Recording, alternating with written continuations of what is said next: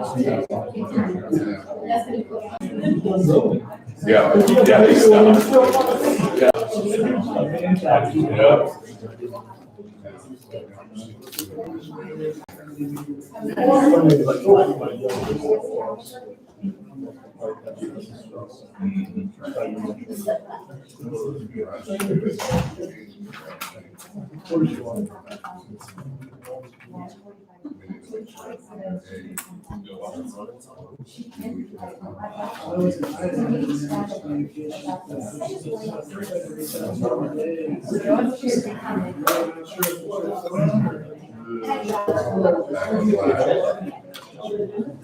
So everybody, we still have a few minutes, so keep chatting, but if you would like to address the board this evening, there are full papers on the back table. If you could please grab one of those and fill it out and bring it up. And we let us know that you'd like to address the board.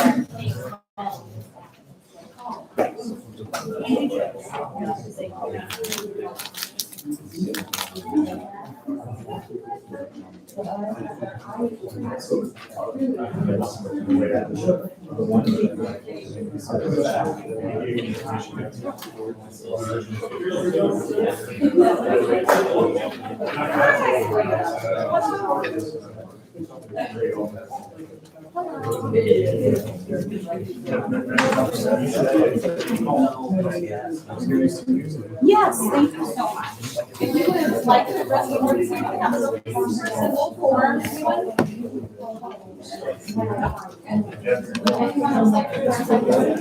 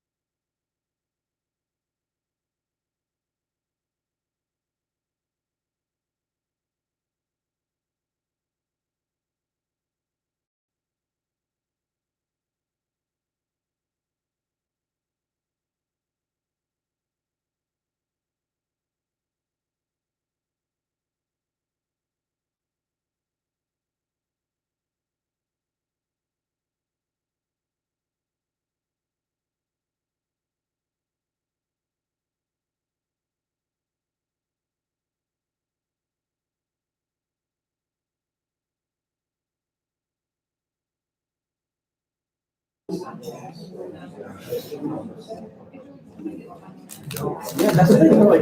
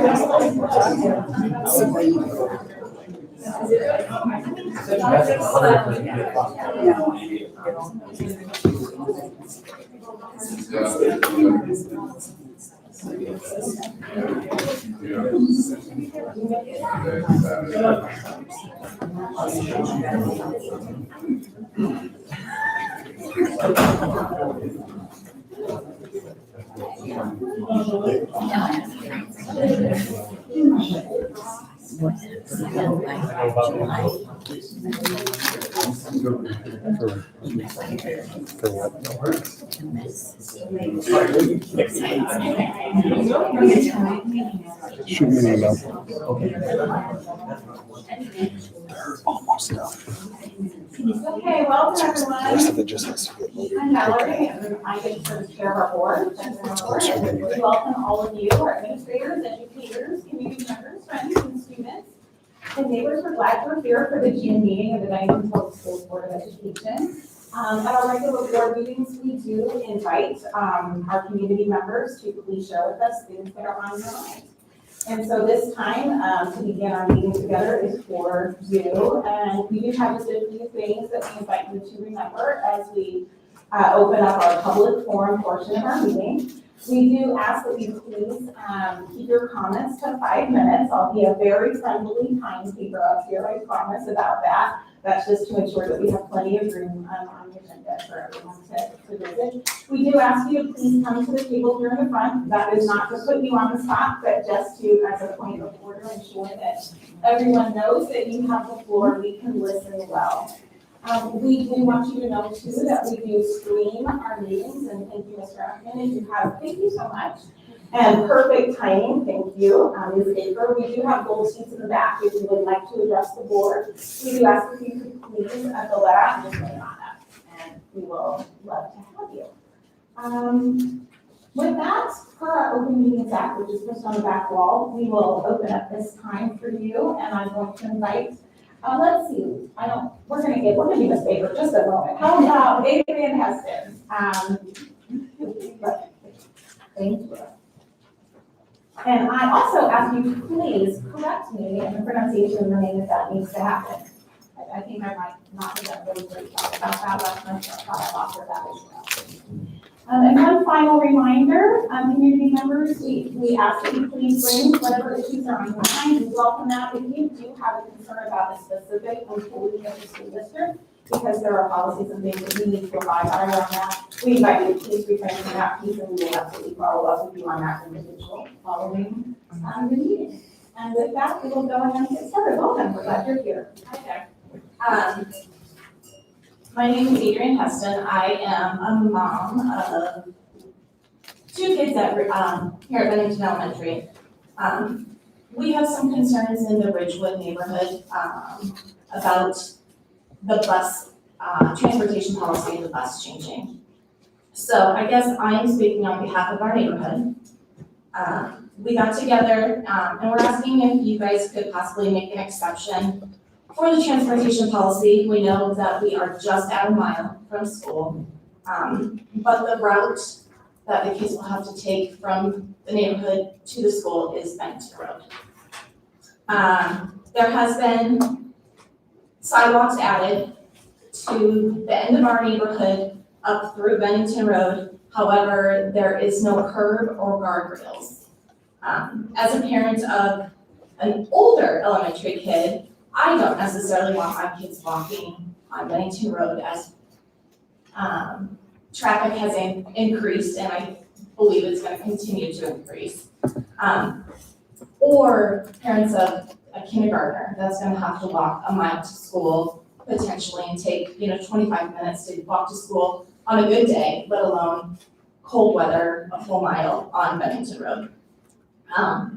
We know that there are stipulations or guidelines that were set in the policy that say it has to be, busy intersection that they have to cross, and they don't have to actually cross Bennington Road, but they do have to walk across it the entire way. There's also sidewalks that are not ADA compliant through downtown Bennington, that they're gonna have to kind of maneuver back and forth to make a safe way through the street.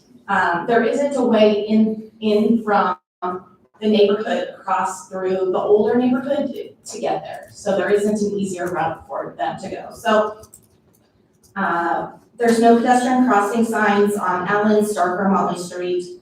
And then the crossing guard doesn't get to school till, normal time, 8 o'clock, 8:05 out there on the corner of 156 and Old Bennington Road. So there's potential that they'll have to cross that to get across to school if they're coming early for anything, or if they would have, come for any of the early activities, or just normal time, they're gonna get there close to that 8:05 time, and there's potential that they'll have to cross that street without someone.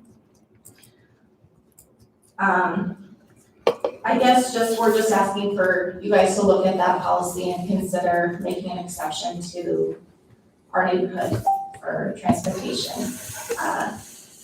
Before making a decision, if anyone is interested in walking it with us in the neighborhood, we were happy to go and walk and show you our concerns. And if an exception isn't able to be made long-term, potentially an exception could be made for this year so that parents can get kids signed up for All-Stars or other transportation needs before, the school year. Yes, we got notified in May, but All-Star signs up in April, so that is over for the school year. Thank you. Appreciate you being here. Thank you very much. And also just to help we will engage in dialogue because we do have a set agenda. This really is our good time to listen to you all. And if there are specific questions, we will refer that or ourselves follow up. So we want to add that as well. So thank you so much. And next, Jeff Hill. We invite you, and after Jeff, we will have Carla here, please. And after Carla, Tracy Baker.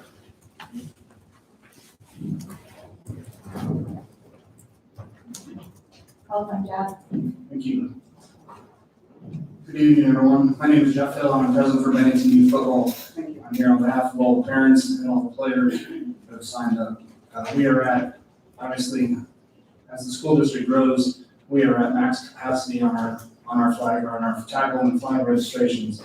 We are, as of this morning, we're at 543 kids. That's the most ever in the football program. With that goes more space needed. Our split is about 293 flag kids, which is boys and girls, and then there's 253 kids for tackle football. We will have almost 9 tackle teams. The space that we currently use is just the Bennington Elementary field for our tackle games, and then we also use the practice field there, PPL field, for all of our flag games. With the growing number of participants, we need more space. We've been working with Dr. Hawk and Mr. Kessel on a new usage agreement. Our agreement expired at the end of December. And as of today, we still do not have one in place for this next year. I had sent a detailed listing out. In your packets, you'll find the letter that I wrote to the board. There's a page in there with a summary of all the schools who are part of Metro Youth Football, which is all of the Omaha area schools, the Class A schools, regarding their usage fees and what their youth programs are charged. There's also the email back in January that I requested to Dr. Hawk and Mr. Kessel about the needs that we need. There's also emails in there from other athletic directors within the Omaha area stating and backing up that usage fee agreement, showing what they are charging each of their youth programs. A couple years ago, there's also an email in there where the school district was going to charge us roughly $6,000 for 1 day to use the field. So our question is, why are we not able to use the high school field? Nothing is done on Sundays. I understand there's personnel. We offered as an organization to up our usage agreement from $3,000 to $5,000. We offered to donate all the money from the concession stands to the athletic club. We also offered to pay all the employees that would need to be there. We offered to pay them so the district wouldn't incur any additional costs. The other item that we'd like to understand is what are the costs associated with using the high school field? There's no mowing, there's no striping. I know that there's, you have to grade it or groom it, but that's not every week. I talked to DLR, and that field is made to be used 365 days a year. That field's lifetime span is 10 years, and it's supposed to be used. And we, currently we're using it for high school football and soccer. And then I know PE classes are out there as well. The other thing we would like to understand is what are the personnel that are required to be there for field supervision? We can easily be trained to run the scoreboard, to pick up the trash, and do all that stuff as a youth organization. We currently have to do that at the youth element at the elementary field. Some discussion between inequality between flag and tackle. We're about 55% flag and 45% tackle participants, but we're requesting it for our tackle games on Sundays. For our flag games, we have multiple families with multiple kids in different age groups. It's just nice to be able to have all the flag participants play at the elementary field and the tackle up at the high school. We have officials that are all high school football players. We have one head official that oversees all of the other officials, and he's making sure that those officials are at the games, at the games that they need to be, and that they're turning in their time cards so they can get paid or get their volunteer hours. So that's what we're requesting. Thank you, and you did receive your packet, so thanks for sharing. And Carla, there's the one.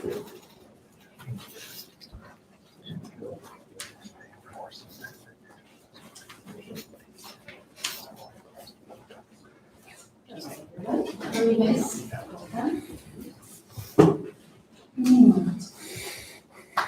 I'm here tonight, I'm sure you're all surprised about masks again, fun subject.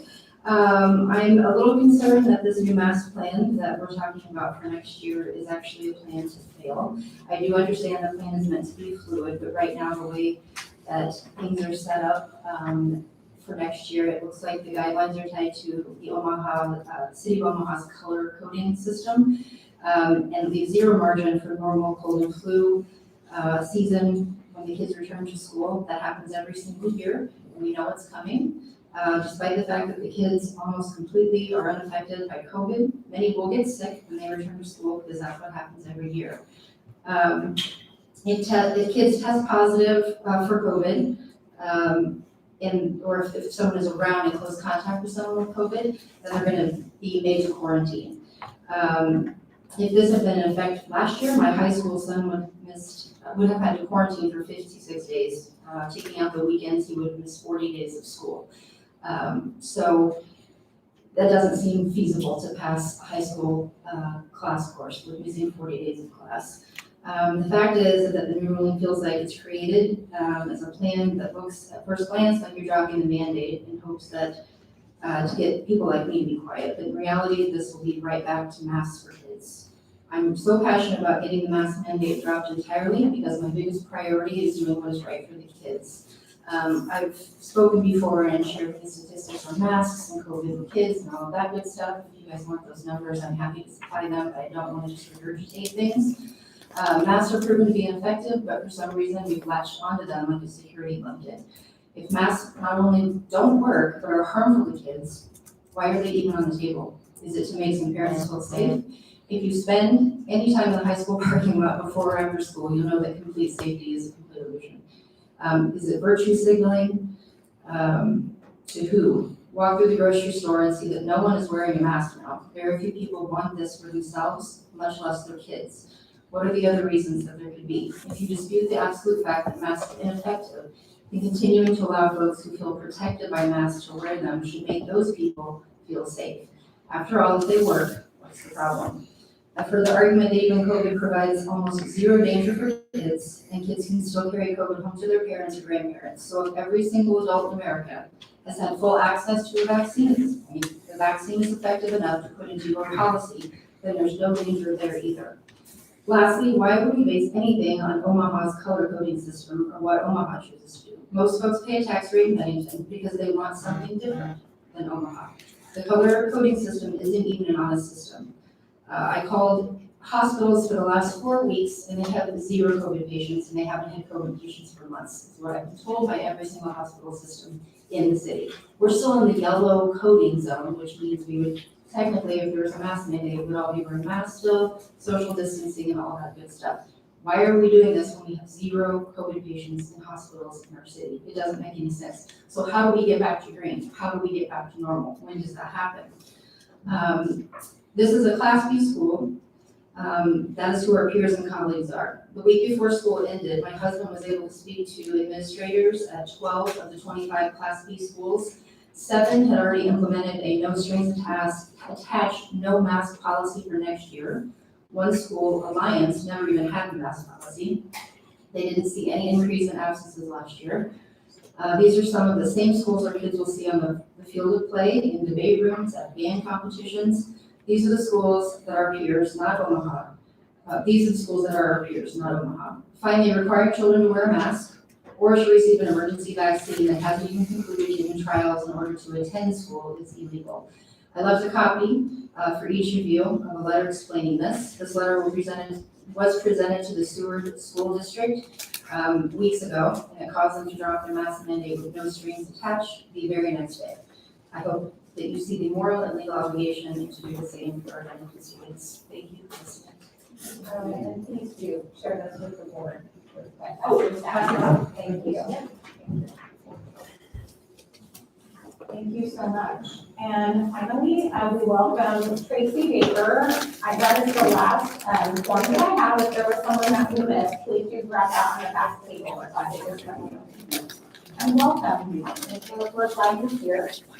I have no statistics or formal things to say. I'm just winging it, and if I get emotional, I apologize. So I am on the opposite end of that spectrum of hoping that at least in the elementary schools where children are too young to be vaccinated, that we require masks next year. I have a high-risk daughter that has had multiple instances of upper respiratory infections. She's had pneumonia 4 times since she began school. It's not fun having a child coughing, gagging, breathing, struggling to get air for weeks on end, spending nights in the bathroom, running the shower, hoping she can breathe. I am terrified of what COVID could possibly do to her. She was a remote learner last year. She's in the 4th grade. She did the best she ever did because we weren't missing 30, 50 days of school due to illnesses. That she had the best grades ever that she had over this remote year. So, you know, again, until children can be vaccinated, those at risk, I would hope that we remain a mask mandate in place to help protect those that are at risk. Secondly, again, since she was remote, I don't know what the policy was last year as far as, you know, quarantine. If remote options were available to those who were in quarantine. And again, just not knowing what the plans are for this fall, but if, you know, going into the next school year, if kids do have to quarantine, I would hope that remote would be an option for them at that point. I don't know what the CDC guidelines are at this time, and it's 10 to 14 day quarantine, but if a child does have to quarantine coming into the fall, that I would hope they'd be able to log in rather than having to miss multiple days of school due to that. So that's all I have to say. Thank you. Thank you for being here. I don't see any others who need to address the board or wish to this evening, so we will go ahead and call our meeting to order by plain reminder that the Open Meetings Act is prominently posted on our south wall, and I welcome fellow board members to our meeting. We will begin with our consent agenda, which includes our meeting minutes from our May meeting, as well as June bills and temporary non-resident requests. I did have bills as well as Allison.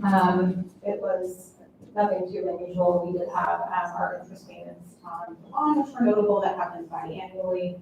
Other than that, I didn't have anything else on that.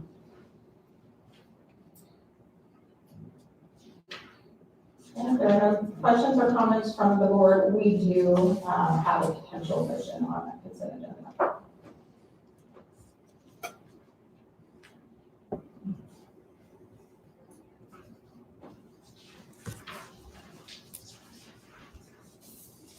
I move to approve the consent agenda items as presented. I'll second. There's a motion by Mark and a second by Kara to approve the consent agenda items as listed.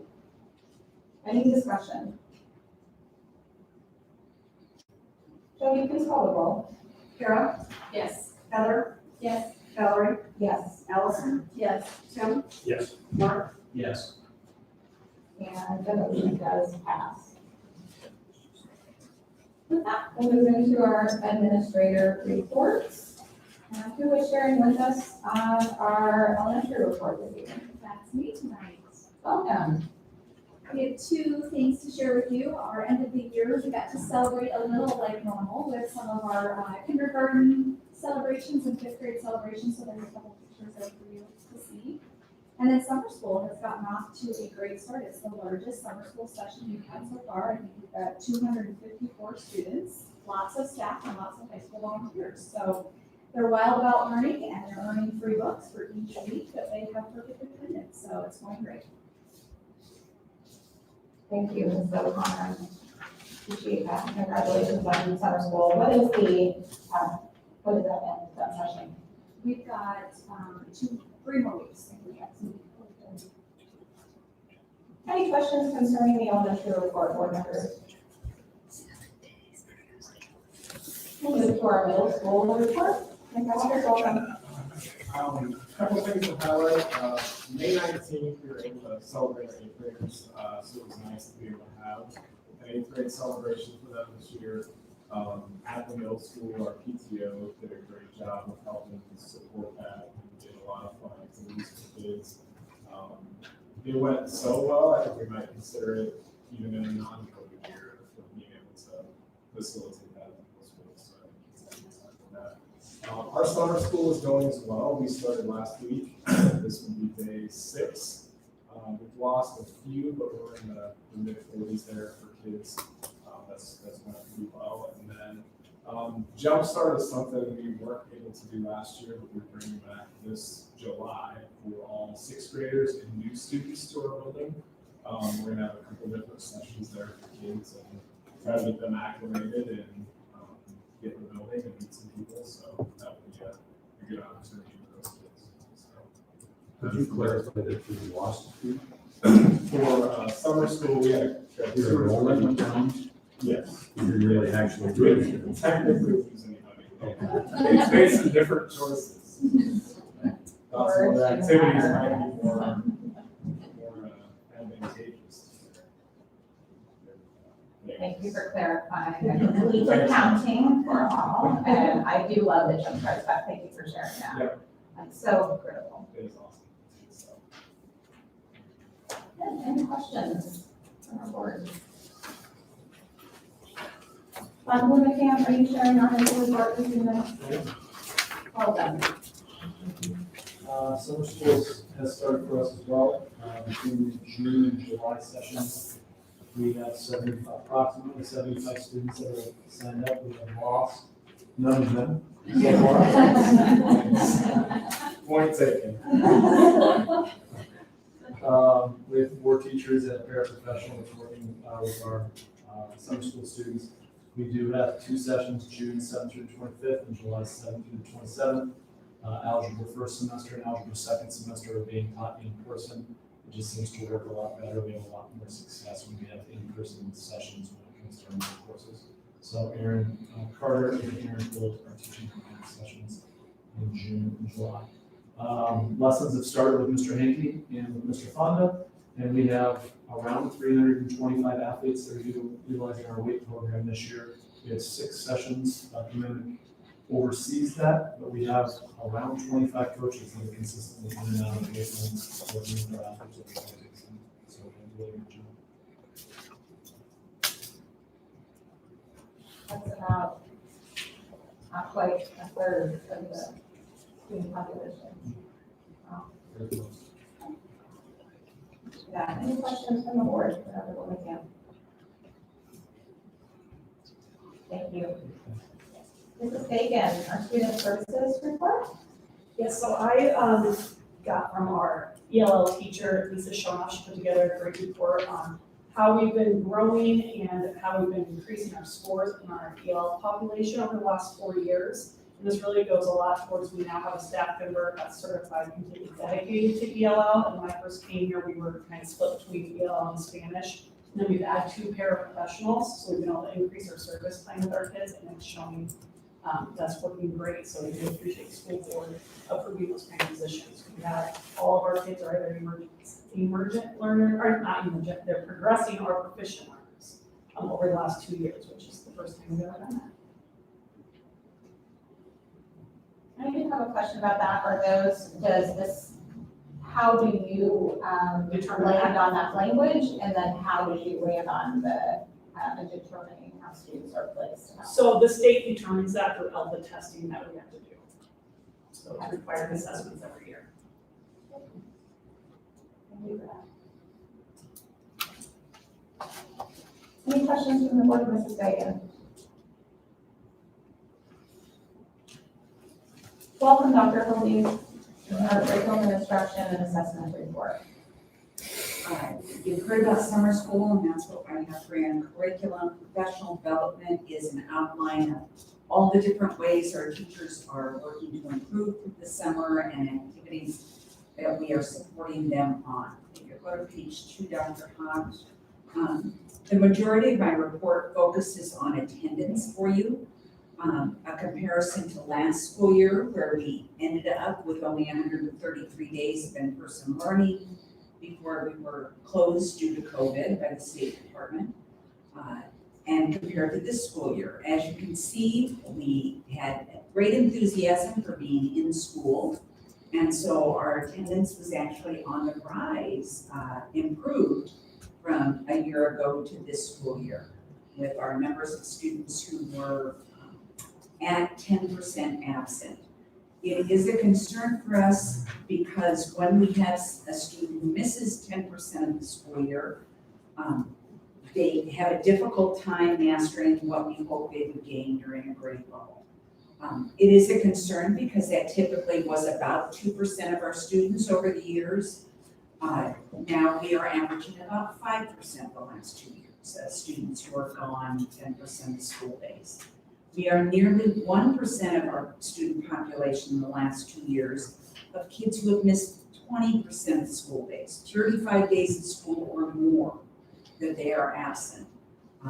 Each month, our admin team reviews those listed names of kids who have been absent 10%. Administrators make personal contact with families, they meet with students, they plan for time that those students can get extra help. We really work to build that relationship between the student, the family, and school so that those kids have a reason to come to school. The only way that they're going to be successful is to be at school. So it's imperative that we continue to track this. This is part of our rating by the State Department for our accountability system of how many students do we have that are excessively absent. And are we making a change for those kids? Are we lowering that number? When we're less than 1% at 35 days, it's very hard to move that needle, but it's very important that we continue to do that work. Our average daily attendance is at the end of this report for you.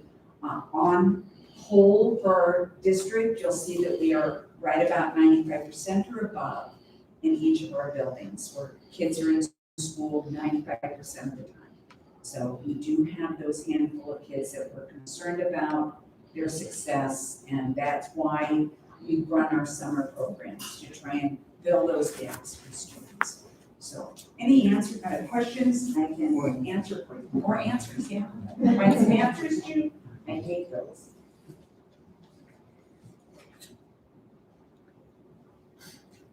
Thank you. Thank you, Dr. Roden. Dr. Hawk, Superintendent report. As you'll see, I want to say thanks to the educators. And in part, it does say teachers, but we have a tremendous amount of educators, whether they be bus drivers, maintenance, food service, paraprofessionals. All of them in some way are an educator with the children, the students, the young adults that we have. They turned on a dime last March. They made remote learning happen. They followed through with that in the summer, and come August, we were at 92% in person, 7% remote, and we made that education happen for all.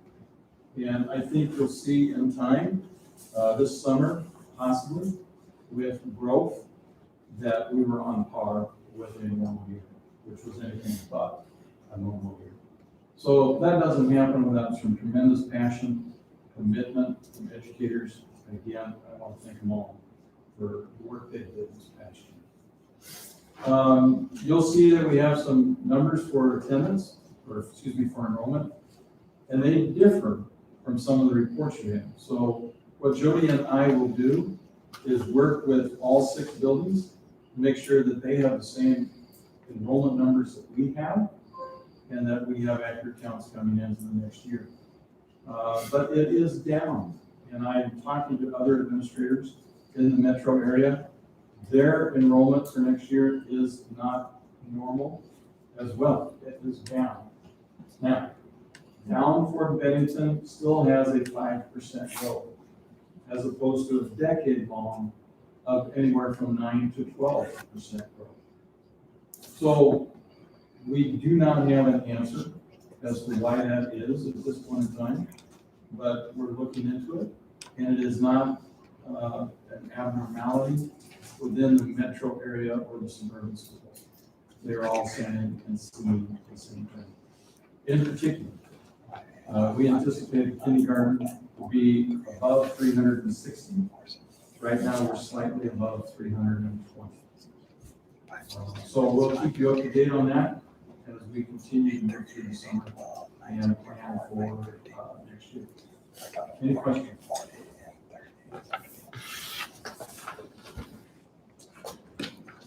Dr. Hawk. Any other questions for any of the administrators or members before we move to committee reports? Okay, we'll move to our committee reports. We do have at least one, just a quick update on policy committee. We do not have a report, but we will be meeting here soon, once again, on our policy review.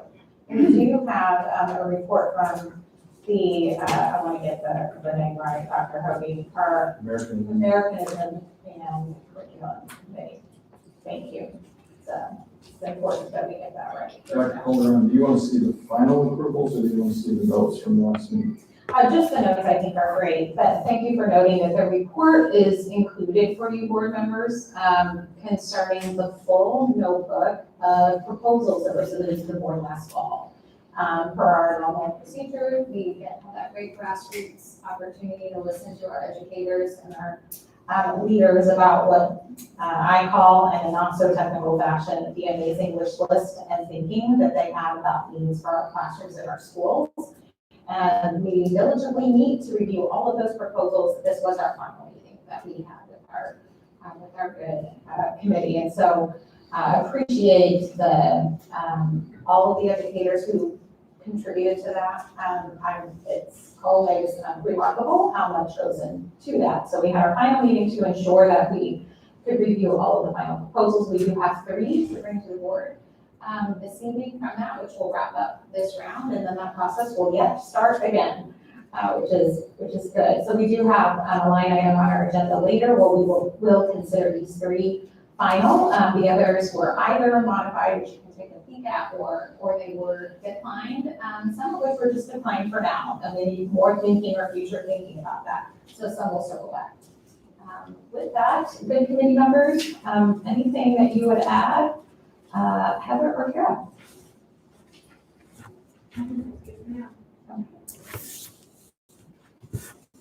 There's a good color coding, as you can see on that. Thank you, Dr. Cody, who is our good data keeper of all of that for us.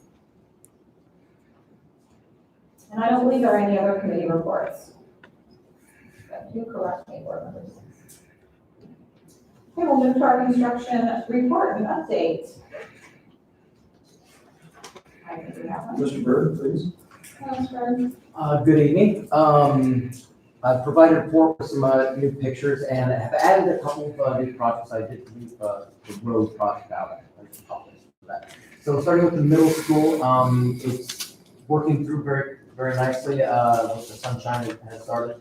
Masonry block continues to go throughout the academic wing as well as the gym addition. Footings are nearly complete throughout the entire building, minus a few areas where they've left out so that they can maintain access to the interior of the building. Steel has started to be set on the areas that are mainly complete with roofing that basically, which actually got delivered today. They were stocking a lot of that stuff on site. They have poured intermediate slabs inside the classrooms that mainly work off of some solid ground. Site utilities continue around the building, which would be our sanitary and storm sewer, to go in. They're moving around to the east where they will then start on the track field. Moving down to the elementary school, pretty much following the same path, just a smaller building doing the exact same thing. So they're finishing up with footings. They're moving around to work on throwing up the masonry walls in the gym, as well as finishing up in the academic wing. They've already thrown down, in a few areas, they're prepping for slab on grade, which is the concrete floors in the rooms. They set a little bit of steel, but they haven't really started working into that. That's their next step. They've thrown in some beams where the gym would be when they would throw up the wall. Site utilities are moving around, and the geothermal well field has started at the elementary as well. Bennington Pine Creek Elementary, of course, you already know what Bennington. It is nearly finished. We are going next week, or a little later this week, actually, we will be doing a punch list, noting any deficiencies or incomplete work. Have the design team out there finishing that up. They are finishing up, they poured some sidewalk earlier this week, and they have some exterior grading and seed, sod, and landscaping to finish up in that area. Mainly just kind of some cleanup and some paint touch-ups around. The stadium support project has started. If anybody has driven by there, of course, the parking lot has been demoed, leading basically kind of tearing out around where the islands are. They're prepping right now the soil beneath, starting to get today. They're ordering up some aggregate and subsoil drainage material, which should be out hopefully later this week. They have flagged out for site utilities and storm sewer and added piping that is going to be going in. They will start on some demo in the stadium, I believe next week or the week after. I double check on that. He was unsure when they were going to be able to get into that area. The last one would be the Omaha Public Works Road, which is 171st and Whitney. The contractor the surveying has been laid out, so it's staking and survey has been done. Contractor is mobilizing and bringing his equipment to the site so that they can go ahead and start grading. They're going to start probably in areas where you're not going to be able to see, but there is a roundabout down off of 171st and Whitney for the east-west road, and they're going to be moving east to go to 168th Street, and then they'll go from the center roundabout north and then finish up. Thank you, Mike. I do have one technical question, and everyone here may know the answer, but me, so I'm just gonna ask in my own voice, because as our educators always know, there's no such thing as that question. What's a helical pier? Helical pier is actually the structural supports that we drill into the ground for soil that may not have enough bearing pressure or enough capacity for the future build. So, Thank you. I noticed that on specifically on the stadium. So thank you for that. I try to leave some of the other words. Really good. Thank you for that. Thanks for that. Sure. It looks like we're a good ways off of being able to take a look at elementary 5 and middle school 2 sites. We can always be there, but to be able to see a lot of the work. The middle school is not too far past that you can get in and start seeing the kind of layout of the building, going down the corridors. And we should start having a little bit of roofing going on there soon, so it'll be dried in. I think it's gonna get a lot of rain, but. I just wanted to make sure the board members kind of, they were interested in taking a peek. Thank you for that. Any questions from the board?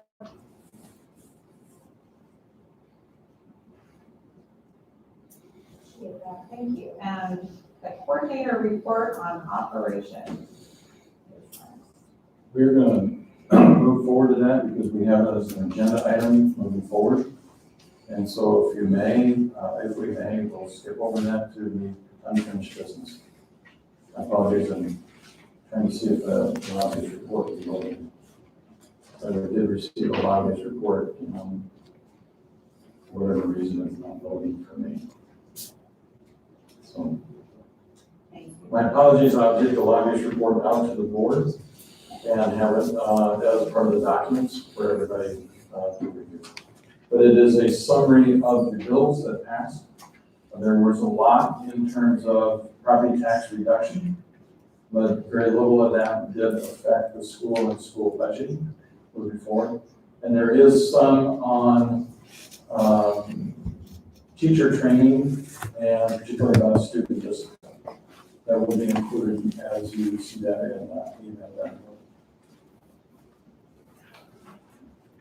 Thank you. So we'll circle back on that operations. Okay. Same. Good. Thank you for that. And we'll look forward to the lobbyist report and the update on income. We will invite our activities report. Next, who is sharing with us? Welcome.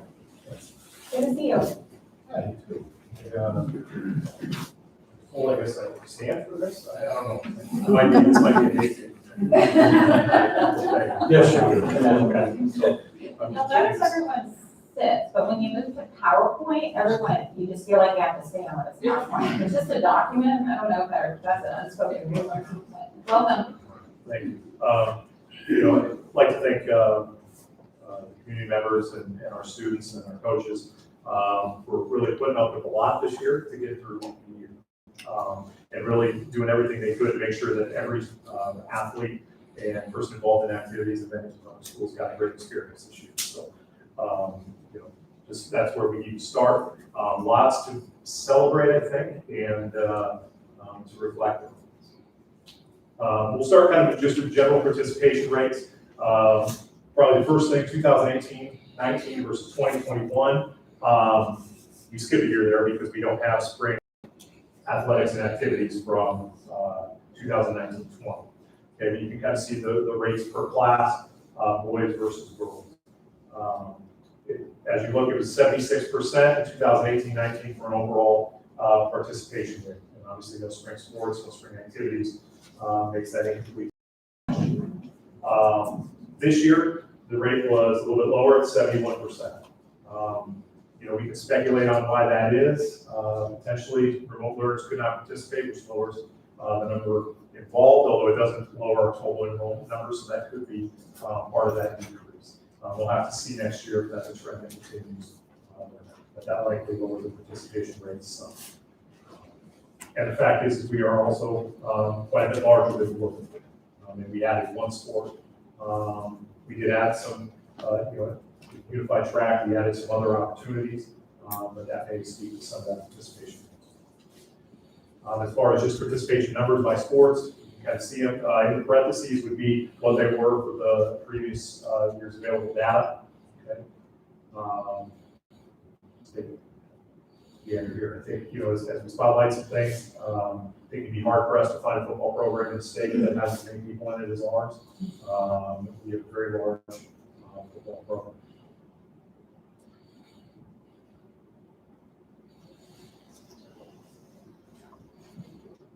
Activities as well. You see our band program, choir program, it increased pretty substantially.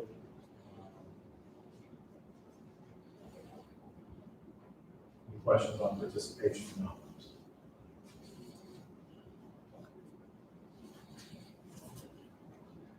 Accomplishments, celebrations, say in the classroom. We had 168 academic EMC performers this year. Those are students that are in 11th and 12th grade and have 3.5 or higher. So when you break that down, that's quite a few students that are excelling in the classroom and hopefully on the board and elsewhere. We have 41 academic all-state performers, so that's 3.7 or higher, junior, senior, and they had to be a significant contributor to a varsity sport. So just because you're on a varsity roster doesn't mean you can get that. And so, in our NSA sports and activities, 41 out of 44 opportunities, because they can only have 2 per activity or per sport, I feel is pretty strong. In competition, first of all, we completed all sports seasons and all activity seasons during the pandemic. I think that's fabulous, and that speaks to the efforts of our coaches and our community to get that done. Pandemic streaming, that is something that didn't exist prior to the pandemic, and I know the administrative team worked hard to get done for family members, community members, et cetera, that couldn't come to contests they normally would come to. We had 6 district championships this year in football, boys cross country, wrestling, girls basketball, boys track and field, and boys soccer. And the baseball team was a wild card qualifier in the state tournament as well. So lots of success in game competition as well. We have 4 12 sport athletes. So athletes that in each sports season in high school competed and finished that season. We had 6 state speech qualifiers in that activity. Overall, we had 8 all-state honorees, so people voted by the Lincoln Journal-Star or the Omaha World-Herald as receiving all-state honors. We had 2 state medalists, so cross-country and in golf. Those that finished in the top 15 could be state medalists. We had 3 state champions in the 4x100 meter relay and 2 state champions in wrestling. We had among the largest unified bowling and unified track teams in the state. Very proud of our participation in those activities and those schools. Unified track, this was our first year for that. There were some challenges. However, Coach Young, Coach Hinkle, the rest of the track staff got that off the ground, and we did have 17 people participate in unified track this year. Girls tennis also inaugural season there, very strong numbers. We had one of the largest tennis programs around with 38 athletes that completed the season. As we look kind of toward the future, current and future topics, obviously COVID-19 is still there with budgets and funding. I'd say the general allocation that goes out to each program is approximately 33% less than it had been in the previous year. A lot of that has to do with a lack of activity tickets sold to parents and families because people couldn't come to games, so you're not going to buy those activity tickets. And that's a big part of that budget hole that we use to fund our programs each year. Our focus this year was on providing opportunities to each and every student at Bennington High School and making sure that worked for everyone. And I feel like we were very successful. Other current and future topics, staffing is always something on our minds. We do have programs that they would like more coaches, they'd like more people involved, and I think that's an area that you get a lot of bang for your buck as a school district when you're talking about the amount of money that goes into having an extra coach or an extra paid staff member. I think you get a lot back for that investment. Obviously, growth is always huge. I think something to be keeping in mind is the split between both middle schools and then both high schools. What does that look like from a policy perspective? What does that look like with boundaries? When do you allow students to go back and forth? Why? I think there's a lot of things that obviously need to be hashed out here in terms of growth and how that looks with the new middle school and the new high school. Move to Class A, which has been tentatively projected for 2024-25. That's going to be a big change for the community, and something we need to consider as well. The number currently is 850 for a 3-year enrollment in Class A. There was a motion to move that to 900 this year, but that failed the NSA Board of Directors. It was close. I think there may be some steam for that getting passed here in the future.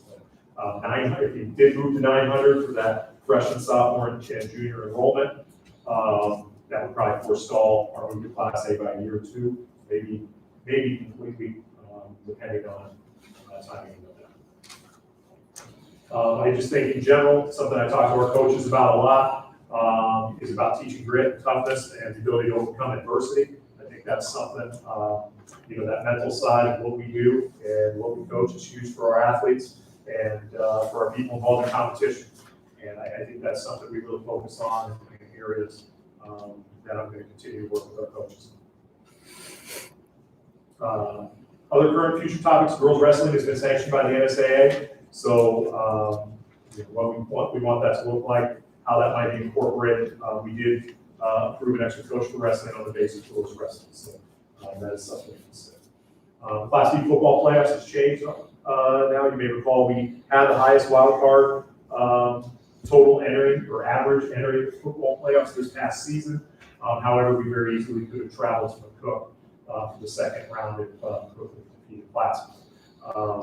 And that has since changed through the NSAA caucus process and the voting that goes into that. But there are travel implications. If we would go in and be a road team in week 1 and maybe travel to McCook, in theory, you could travel to the Scottsbluff the week after. So there's increased travel costs with that might want to be considered. Teaching spectator behavior to students is something that I'm also trying to focus on a little bit, what that looks like. Been talking to Ms. Brock and others about potential homeroom lessons to discuss them. A lot of times when schools end up in the news, it seems like because of something that happened at a game. And we'd like to be proactive in teaching those behaviors so we act appropriately in games. Sportsmanship of spectators, I think, also goes into that. How can we reinforce and make sure that we are acting in the best interest of our community in all of our events. That leads right into kind of officials and their retention as officials. The NSAA has shared numbers that our refereeing pool is skewing older, and I think that's largely because young people say, why would I subject myself to this? I'm not getting paid enough to do so. So I think we all kind of share a group responsibility with a collective behavior of our fans, and that's something to keep in mind, because if we want these things to continue, we need officials to be there. We need coaches as well. And that all goes back to the personal enjoyment that those individuals feel in fulfilling those roles, which are, even if they're paid, really volunteer. And obviously, the potential addition of more sports and activities moving forward. What we'd like to see, if anything, in terms of adding different sports or different activities to what we already offer to make sure that we have the best experience possible for as many students as possible.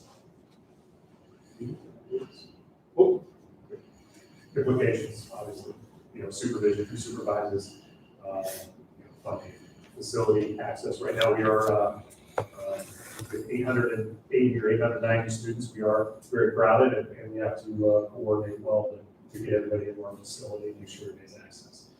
We need to continue to work on it. Okay. Now, there. Thank you. Any questions? Yeah. Please.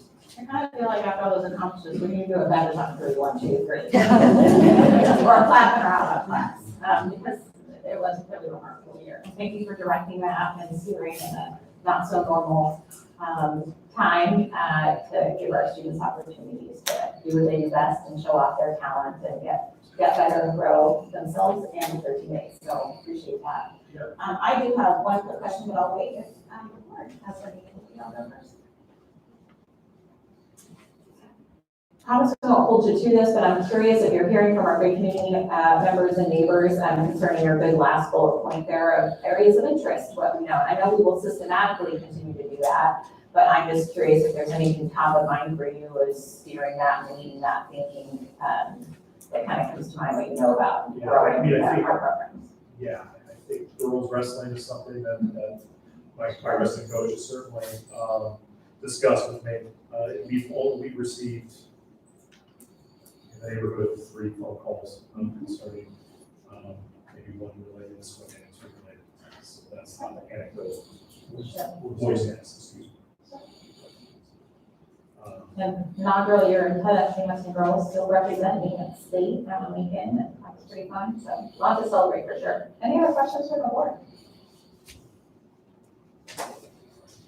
Thank you for the opportunity. Thank you. Appreciate it.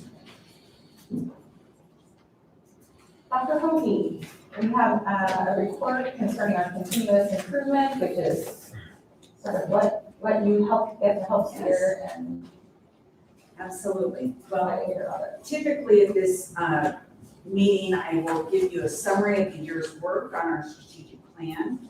But instead of heading that direction with our workshop, oftentimes we talk about school improvement and where we're at in our accreditation process. So tonight, Dr. Tanilla and I will give you an update of the process that we're heading into for this year. Accreditation is required as part of Rule 10, and Rule 10 is the state law that requires our district all the different steps and hoops we have to jump through in order to legally operate a school district.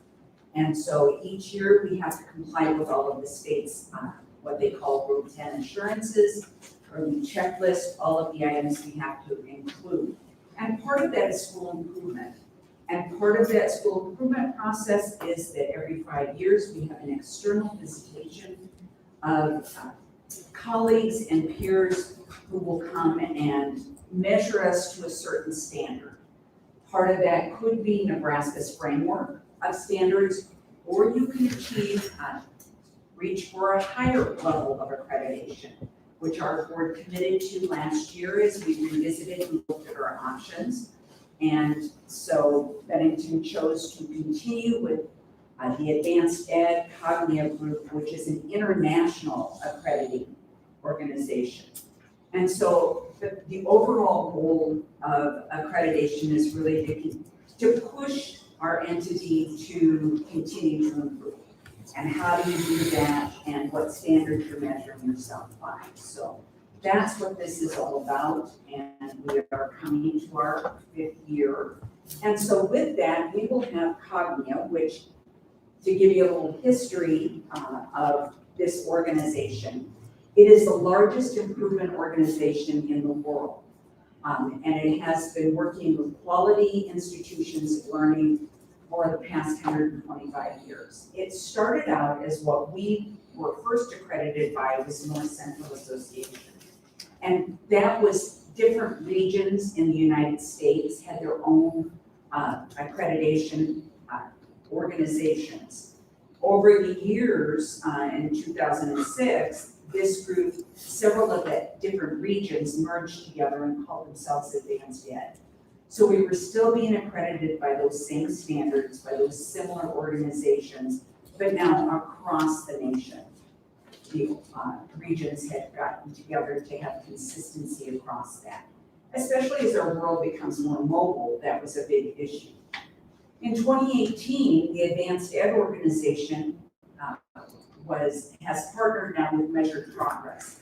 Measured Progress is more of a business entity that works with schools as an advising group on how you measure your own progress, as well as testing for students, surveys for participants. And so they have partnered now so that they believe that they can help any school district in any way that you might need that. You can use as much or as little of their services as you choose to do so. But you will see the name change over those years. And so we are currently working with Cognia, and so we will be accredited by that group. We are currently scheduled for that visit to happen in April this upcoming. So Dr. Tyndall has been out to represent Bennington on Teams this year.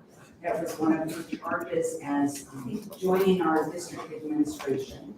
And so she'll share with you some of the information about what goes on with the engagement team and the standards that we're being measured by.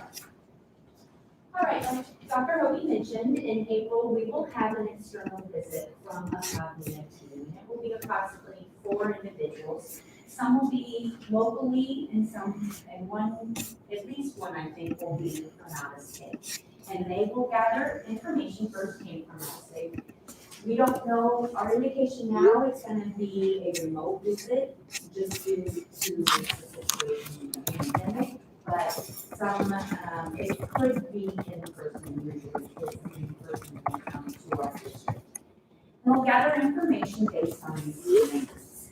And we'll do this through interviews with several stakeholder groups, including board members, as part of our governing body. So as you look through the standards, and we're gonna go through them, they refer to the governing authority, which is our Board of Education.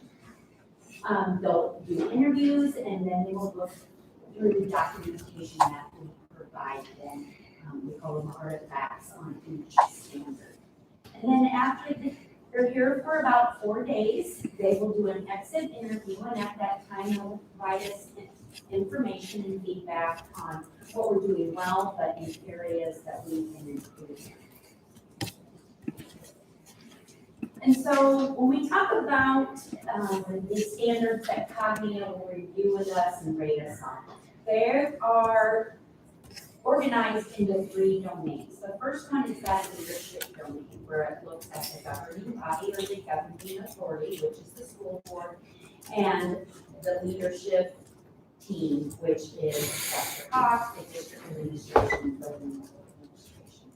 And they want to know our commitment to our purpose and direction. They want to know how we engage stakeholders in this domain.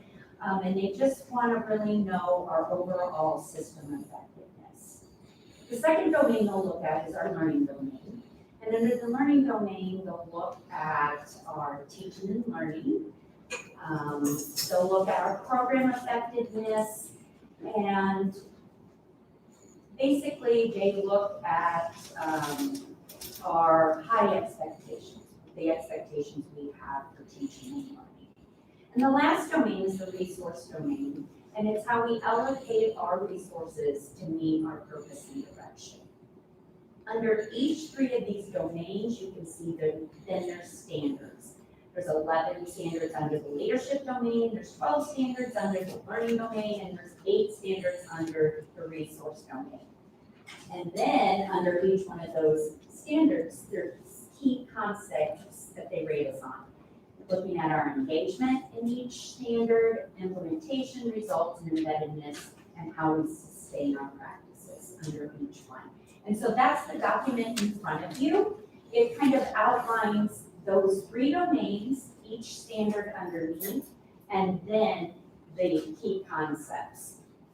And so here's an example. If you turn, I believe it's on page 4 and 5 in your packet, this talks about the governing authority and relates directly to the Board of Education. And there is the standard 1.4, and then under there you can see the key concepts for engagement, implementation, results, sustainability, and embeddedness into our program. And they will rate us on each one of those. And it's our responsibility to provide them with, through these interviews and through collected artifacts and evidence, how we are meeting these standards. All right, what are we doing now? Well, we've been preparing for 5 years, honestly, by following and writing our strategic plan and having them guide what we do as a district. And this, we're also using the strategic plan to guide our continuous improvement process. We've been meeting with the building level administration, and we've been looking at their improvement goals. And how do we set those improvement goals? Well, the overall umbrella of strategic planning, and then we collect and analyze stakeholder feedback, like those surveys that we send out to the students, to the parents, to the staff. We look at that and analyze that. We look at longitudinal data and what that means what Cogni is looking for at least 3 years of data that we compare, and we look at our progress and look for areas of strength and weakness. And then we set goals, and this could be on student performance, system processes, or action of our Board of Education, the governing authority. And then after that, after we collect all this evidence and we determine our progress, we will share that with Cognia before they come out, and then we'll highlight it during their external visit.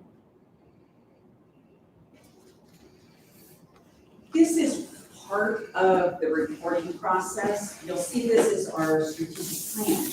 It looks a little different. This is the format that Cognia has provided for us. But each of our buildings looks to improve themselves, whether it's student achievement goals, whether it's what they want their teachers to do in classrooms, whatever the building level goals are set, all jump back to the strategic plan that we are working on. So this was a nice visual to give you that overall picture of what's going on. This is something that we're still working on to build as well. So part of our goal in this process, preparing for our visit, will be to have our website have an actual web page where all of this information is shared as well. So it's kind of a nice opportunity to pull all of the work over 5 years into one location, and a little easier format than the pages and pages of documents that we've gathered over 5 years. So to give you an overview of the timeline as we're coming into it this summer, we are doing that self-evaluation at each of those standards that is in your packet today. The administrative team has started that evaluation of ourselves. We share this with you so that potentially the board could do some self-evaluation that we could include in our process as well. And then we're working to set up our structures for documentation that we need to do. This coming fall, each of our buildings will update their plans, do data collection, again, on surveys that they're working on, student achievement for fall. In the winter, we'll do progress summaries of all of the work that's been going on and getting all that evidence organized so that we're ready to jump into the visit. In February, we'll be able to finalize our visit schedule, share with you when we hope to have you there as interview teams, inviting our public for interviews as well. Students are included, parents are included, employees are included in all of these interview teams. And so we'll get all of that organized. And even we'll share with you sample questions, kinds of things that you might get asked during those times. But February and March will be our time to get that schedule finalized, get all of those teams for interviews set up. The visit will be in April, and then that team has 30 days to present the board with their findings and reports. So hopefully tonight we've been able to give you an overview of what's upcoming, be able to put some of those pieces together of the work that's been ongoing, and also share with you those targets that we've been asked to hit as a board, as a community, as leadership teams and teachers. So what questions might this have triggered for you that we might be able to answer? As I recall, there is timeline beyond the timeline. There are a couple of reasons for doing this. One is it's required by law, right? The other reason to do it is to evaluate, get an accreditation. And while I expect that will happen, we'll also learn things and there will be recommendations. So beyond the final report, can you describe what happens with those recommendations? Typically, since with the board and the admin team, we typically have a couple of workshops a year. Our summer workshop, I would like to see or suggest that we use that as a jumping off point next summer to be able to share these results. And from there, have your guidance as to, yes, our strategic plan is strong and these recommendations fit with our path that we want to follow, or you may charge us as a board that you would like us to go a different direction. with that. But we will have those results, I would hope in June, that we will have the opportunity to sit down in an environment where we can share, see where we're strong, look at our weaknesses, and brainstorm ideas for our future steps with that. From there, that goes back to our administrative team, and they will update their building plans. Each building has a set of action plans that they are currently working on based on student data, based on feedback that we get from our stakeholders and surveys. And so this would be that outside spotlight that shine on areas that we can work on, or areas that we're doing a heck of a good job. And so from there, in the fall, we would update plans for stepping that on. So that would be my vision for next steps. Thank you. You made the point that there is utility to the process. It's not just a compliance exercise. That's our goal. And we had talked about during this summer, a board development special meeting, that's really focused on our growth development. And I know we chatted a little bit about that, where we also did our fellow board members opportunities to see some of these policies, which you can see reference also some of these standards, specifically around governance. So I do think that's all very timely.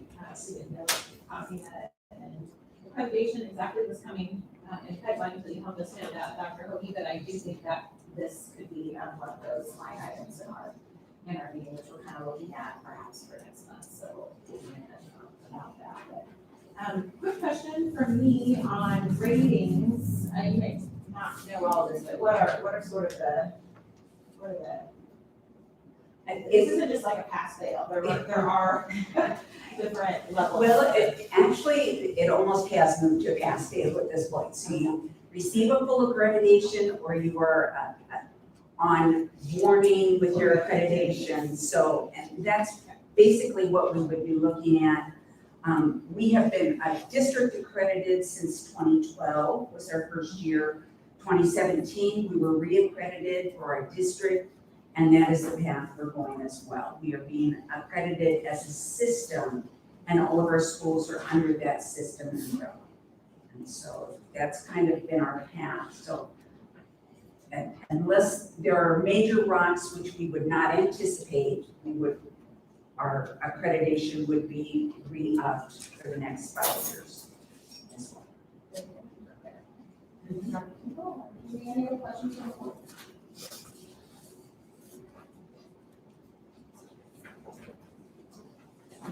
We look forward to seeing all the progress. So with that, we'll move to our unfinished / I sort of think about it, our ongoing business, including our, we do have a few change orders here. Yes, we have a few change orders. One is a large change order, and I'll take you through the narrative for that. This is something we've been talking, presented to the Building Finance Committee in jest, or not in jest, but in general, not too long ago. But this is where we had a mistake in the color of poles to the new addition, the northwest parking lot.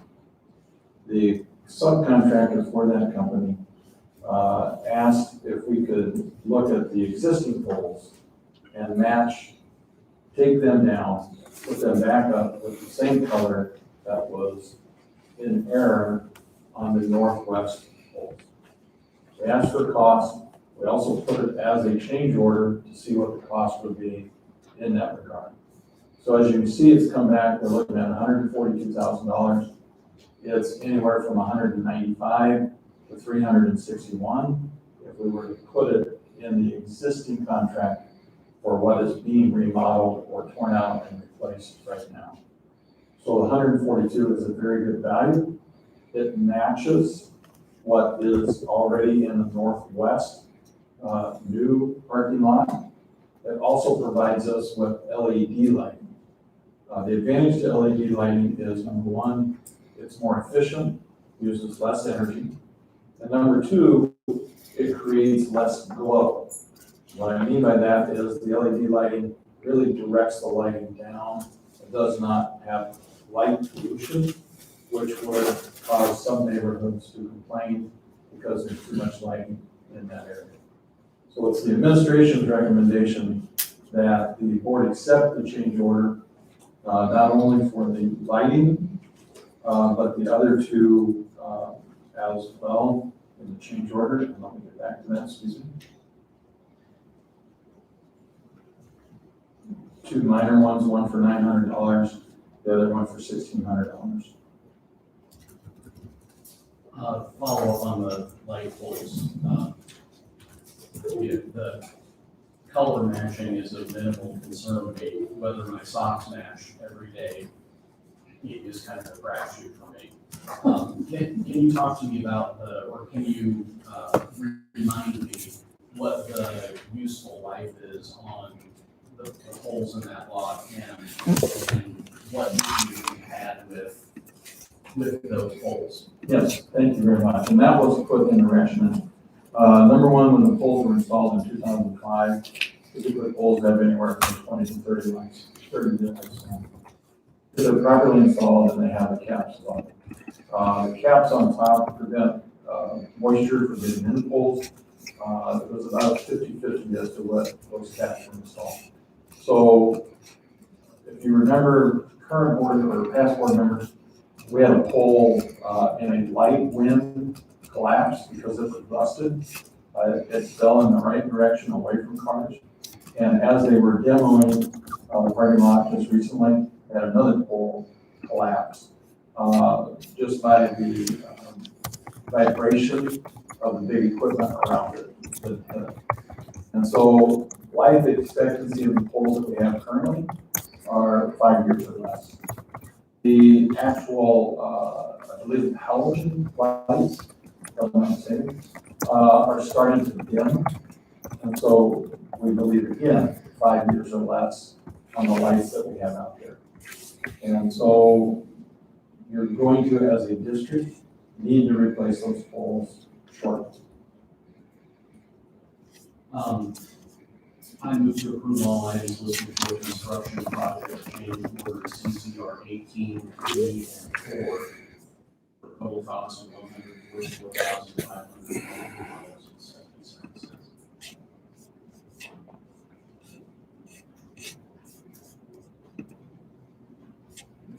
There's a motion by Mark, is there a second? I'll second. Thank you, Kara. Motion by Mark, a second by Kara to approve the 3 construction change orders listed, including the light fixtures for $142,000 and then the smaller project on the water wing wall fencing, as well as the extension of water line out of the building, which are collectively 2,500 plus. Any discussion, any further discussion on these 3 change orders?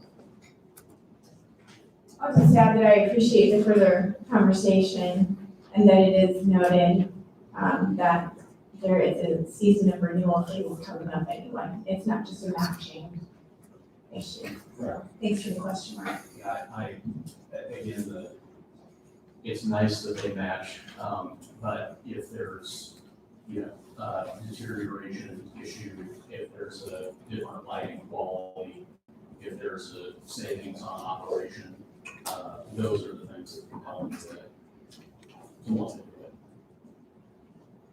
And I noted that 75% less energy draw on these, is that's pretty significant. That's a big- Yes, that's correct. Okay.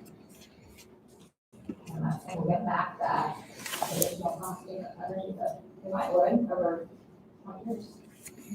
Correct. Okay. It's more years than 1 minute, but yes. But any other discussion or questions from the board on these 3 change orders? Will you please call the roll?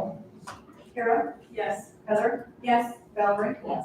Allison? Yes. Tim? Yes. Mark? Yes. And the motion does pass to approve these 3 change orders for the construction teams. Thank you for that. Next up, we do have our summer maintenance projects operations here, which we had referenced earlier. I would call Mr. Edens to deliver this report to the board. Welcome. Okay, good evening. So there's a couple ones I want to touch in on here that mostly are considered around growth. The first one would be Heritage Elementary. That school, we're kind of running out of classrooms. The vision that Mrs. Nelson had was to convert our stage into a permanent music room. We could do this one of two ways. We could put up a drywall wall, but that would include putting holes in the floor and adding some life safety things such as strobes and fire suppression and doing a lot of that stuff.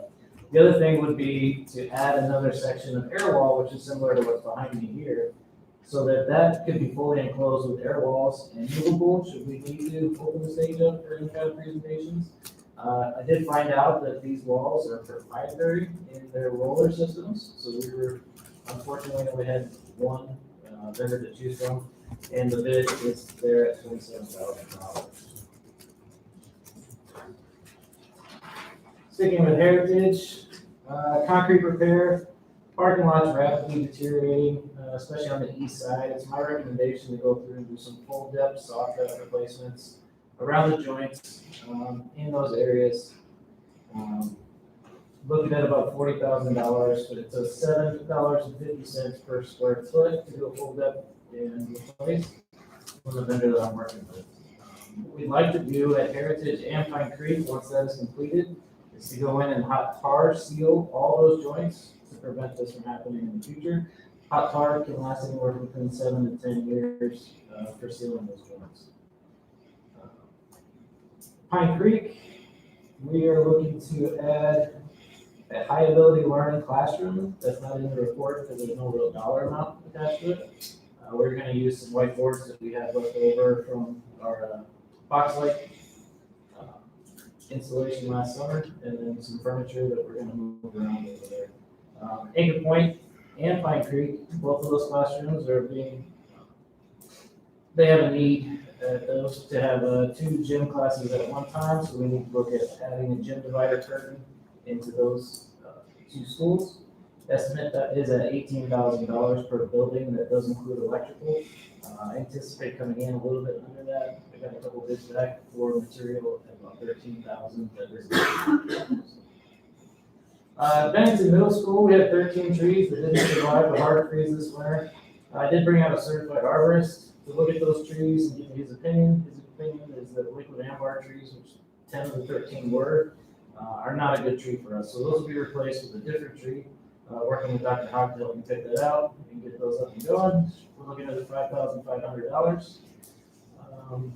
Bennington Elementary, we're also going to add 2 trees to Hickey Field to provide some shade, hopefully, to those bleachers. Looking at $1,127, and also putting a tree out here in the front of the district office in that empty space that'll be to your right as you walk out.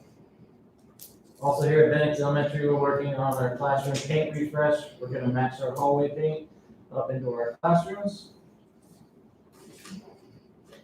And we're also looking at a cafeteria seating refresh. So if you remember correctly, here at Bennington, we have those in-wall cafeteria tables. That manufacturer doesn't exist anymore, so any parts that we need to order, they have to be custom fabricated, essentially. They're becoming increasingly more difficult to put in and out and safely store at the end of the day, to the point that only the maintenance guy and myself are really the only ones that I want putting those up, just because we want to make sure they get secured fully into the wall and that they don't fall down or injure us. At Bennington High School, classroom number 148, we are converting that into a family consumer science classroom. So with that came a little bit of electrical cost so that we could support the 13 sewing machines around the room. That came in at just over $1,000, and Dr. Blumenkamp is assisting me with ordering the furniture on that. Bennington High School, over at the softball stadium, working closely with Odie's. We're adjusting our watering schedules, adding another round of fertilizer. We're going to try to make that area pop this spring. Gym resurfacing, warehouse equipment. We're really looking to kind of double our shelving capacity over at the warehouse. Currently, we have curriculum that's stored on pallets on the floor. Like to get that up and into shelving. And also looking at ordering an electric pallet jack. I'm not always at the warehouse, out driving around the district quite a bit. And it seems to be whenever I'm out, there's a delivery of like 50, 1,400-pound pallets of paper that our warehouse people are unloading. It would be very beneficial if they have an electric pallet jack to help with that.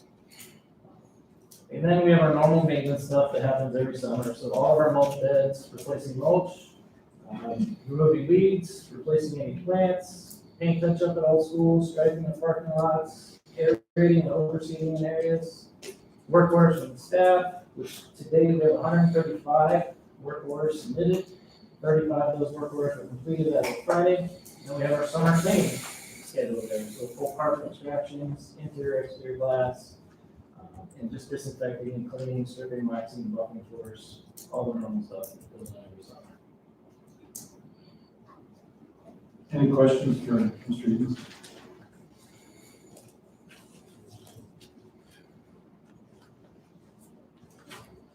Questions or comments?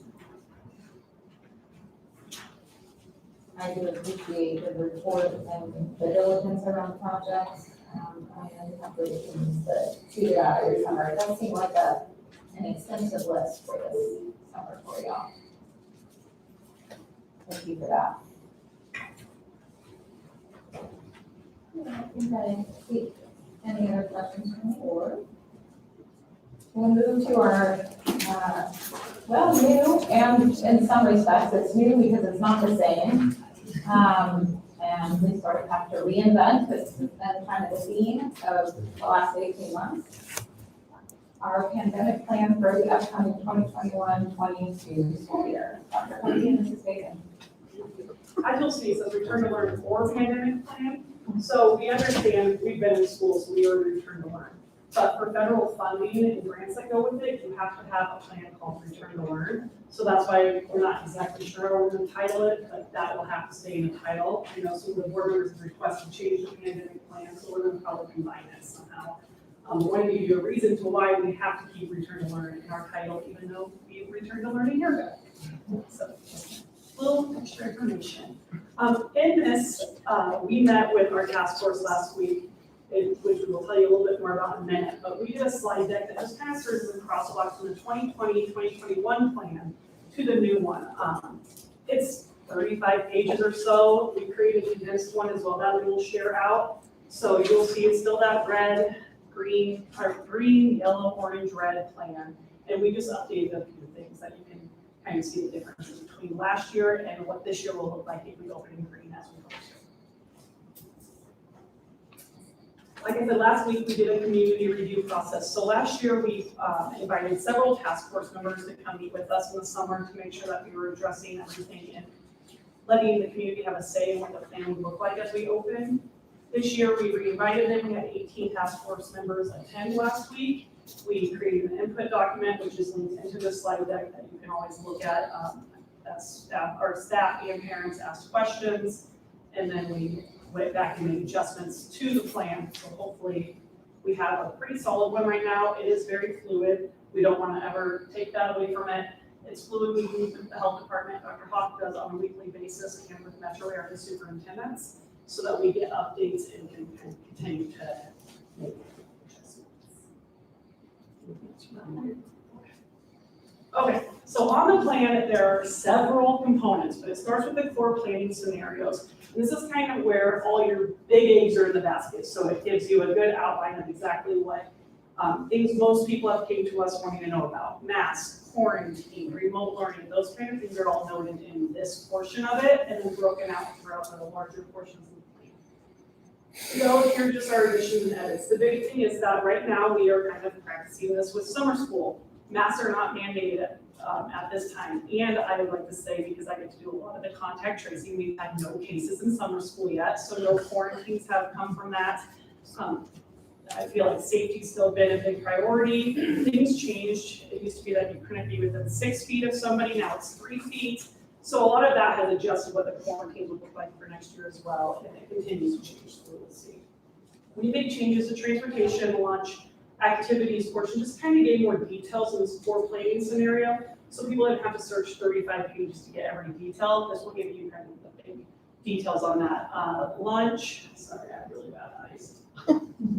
Seating charts, so at the high school and middle school, they are going to do their best to ensure we're 3 feet apart because that's the biggest time that we struggled with this year with contact tracing is if you were within 6 feet, we had a quarantine, and so on lunchtime, go through cameras, search that, Now it's within 3 feet, and they feel that they do have the space to do that, so that should hopefully minimize having to quarantine students because they would no longer be in close contact. Let's see, things to note was added to this as well. So the big thing is that masks aren't going to be mandated. However, quarantines could go up, so we just want to be transparent on that. If you're not wearing a mask and you're in close contact, so within that 3 feet for 15 minutes or more with somebody, quarantine is going to be more likely. However, cases have gone down drastically. I did update the COVID site today, just more of a month to month to show that, and May we went down, I think we had 11 cases total the whole month across the district, and so far in June, I've had none, and the health department still sends us them, so even if the student isn't in a summer activity, I would still get a heads up, hey, you have a kid that has tested positive for COVID-19. Yellow additions, we've always said that we'll follow the SAA guidance. We just wanted to put in there, if there was an outbreak, we might have to work with the health department and shut down an activity for a week to 2 weeks, just as we did this past year. And then remote learning and DEAM. We are not offering remote learning next year. We will have homebound instruction forms, which have gone out to anybody that was remote this year to see if their child might have a medical need that would qualify them for homebound instruction. So then we get to the components. Governance, there was no changes made, so we will pass that one. Screening. So this year, it was a lot of work to try to update the signage because the symptoms list changed all the time between 1 symptom or 2 symptoms of things. So this year, what we're really going to focus on is just updating, having the screening signage at all the entrances. So if students walk in, visitors, they know here's those 2 to 3 self-screening questions to answer. You can enter if you pass. Please do not come in if you do not. The addition of the detailed quarantine practices, originally was that 14 days, it was kind of blanket, it's changed now, there's a 5-day, a 7-day, a 10-day, and a 14-day one.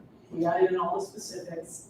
That's very fluid, and we try to keep everybody updated with that as those changes happen. And then we just added some resource links on this area and also this visual to kind of help you know, okay, if you're masked, here's the way you can expect if you're exposed to COVID-19 case, vaccinated or no mask or no vaccine.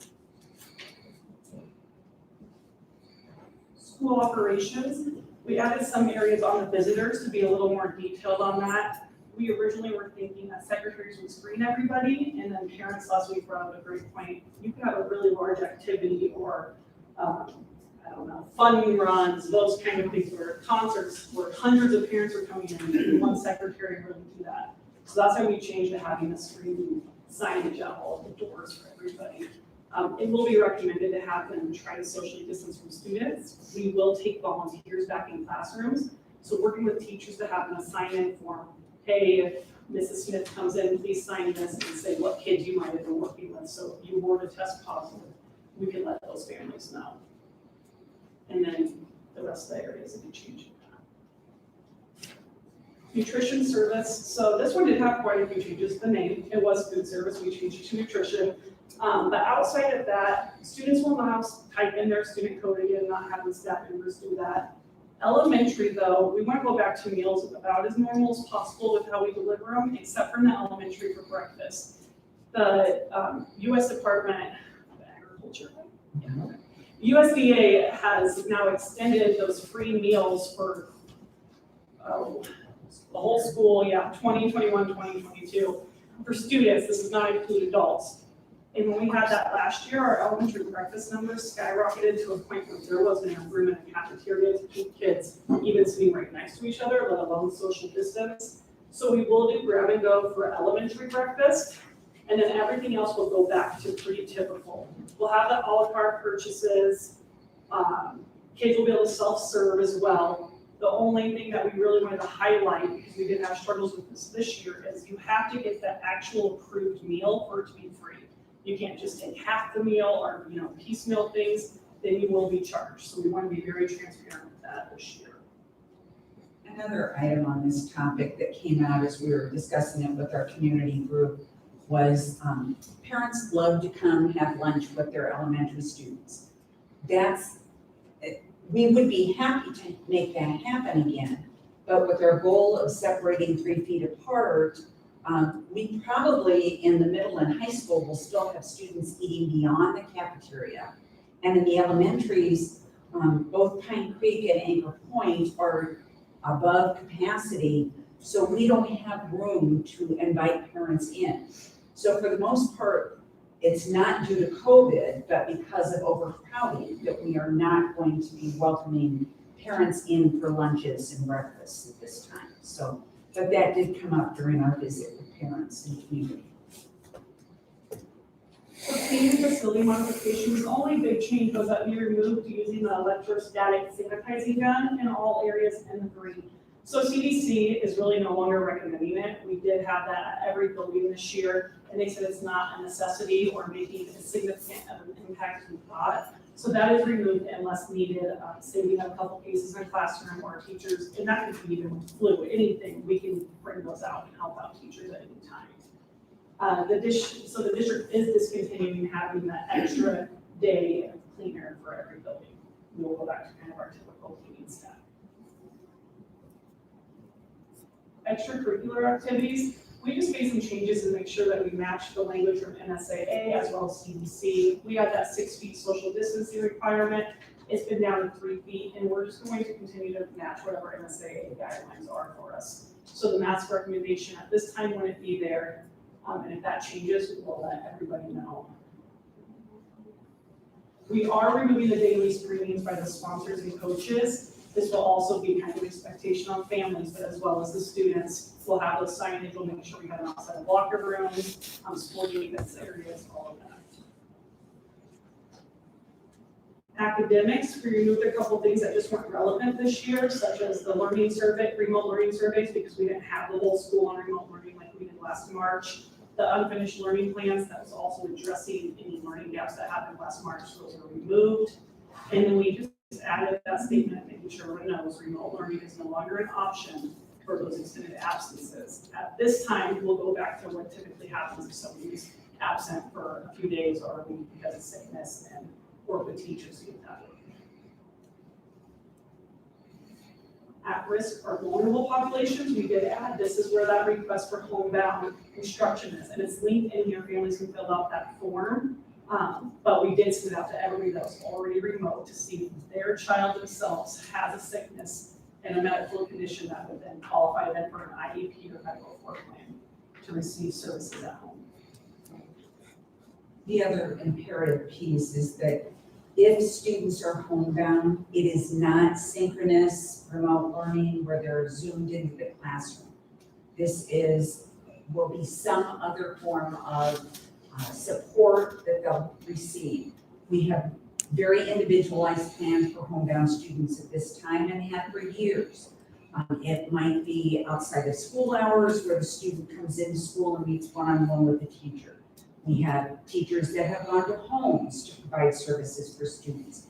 It really depends on that student's individual health plan that we need to meet those needs, but it will not look like what it has this school year at all. So. Technology, the change that you'll see in that is just, we were a green tier and a red tier only, and Mr. Uckman was able to separate that out because cleaning protocols and things like that, as we learn more, don't need to be as intense as we thought. So if we're opening in green and cases are staying low or hopefully none, then we don't have to do as many pieces with that. So that was changed out. Transportation, so with masks being optional, this is just another piece we want to be transparent on with families that are riding the bus. If your child's within 3 feet of an individual who tests positive, that's where that quarantine can come back. As of right now, that's what the health department and the CDC recommend. That's what we're following. So seating charts are recommended. We haven't finalized if we're going to keep them and the families will be sitting next to each other. Those are pieces that hopefully we can go more about as we get closer to the end. And then all vehicles will continue to be sanitized after each route. Originally, we didn't have to do that, but we decided that has made a difference and does not hurt to be clean. Human resources. So I'm not the human resources director, I might mess this up a little bit, but I think I know some of it. We took out a lot here because FERCA, CARES Act, all those things have kind of disrupted over the year from the federal government. And right now, it all falls under FMLA, and you cannot fire an employee that's gone because of COVID-related absences. However, we no longer have to pay for their time off. Last year, we paid up to 80 hours. This year, we will not pay that time. You will use your own sick leave or personal leave to you run out, then it would just be non-paid. Health office services, nothing's changing right now. We'll still have an isolation room as needed. We are not going to add additional nursing services again for next year. We feel like we can do it with our staff and the nursing services that we already have. No changes in this area either. We just update resources that we receive and that might help staff. No changes in crisis team. Face coverings, again, this is just kind of reiterating that it's going to be optional. Last year, we did give everybody 5 masks up front when they started the school year. This year, we're not going to hand them out since it's optional. However, we will have them in each of the main offices that students and staff can get to. We have 21,500 masks in storage right now, so we feel prepared to start the year. Ready to go. And then any questions, you can email Dr. Hawk, Dr. Hoagie, or myself, and we'll do our best to answer your questions. And if we don't have an answer, I do take your concerns and add it to our documents to make sure that we are asking questions for the health department as we move forward.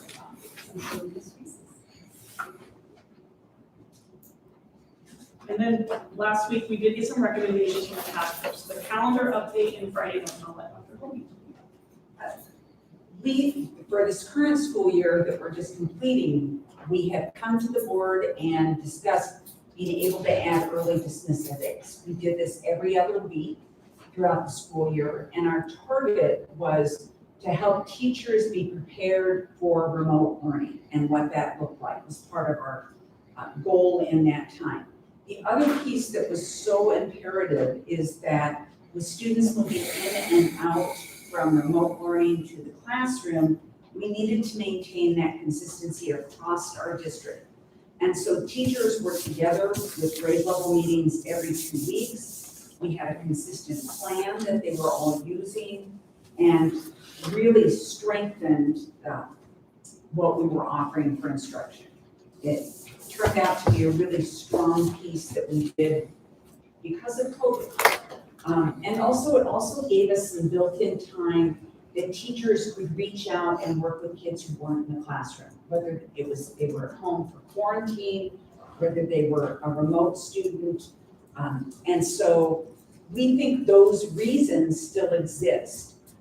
We got really positive feedback from the people in our community. We have also received emails and other feedback that says those early release times were good for families as well, but that consistency is really important to have it regularly scheduled out and as early as notice to families as possible. So that is something that has not been input to the school calendar at this time, but has been well supported. It was also very supported from our teachers and their feedback, staff member feedback as well about having our curriculum meetings at the end of the year. This was one of the things we talked about, and teachers felt much better about what they provided students, being consistent from one building to another, from one classroom to another, which is imperative for us to offer that guaranteed viable curriculum that we can trust will be the same classroom to classroom as nearly as possible. So that was one of the main things that we got feedback on. Another element we asked about was Friday notes. That was a very different sort of communication coming from the district office each week. And the main reason for that was to give people an update on COVID status, what's changing, because the sands were shifting every week on us. As Whitney had meetings or Dr. Hawk had meetings with other districts and the health department, changes were constant. And so we used that as a vehicle to inform our parents of what was happening. And the feedback has been overwhelmingly positive, and the request is that that would continue in some sort. So whether we can stretch that to every 2 weeks rather than our quarterly district newsletter format that we have had for years, that was also something that we got as feedback from our task force. So. I'm the selfish one that could possibly ever do this. We will do whatever you guys recommend. And then the last piece is that because of COVID, we got a lot of federal grants this last year. And I have been lucky enough to get to oversee our federal grants since I started here for the most part. So we had 3 of them, and I think I sent you it, or you can click on that link. Click on it.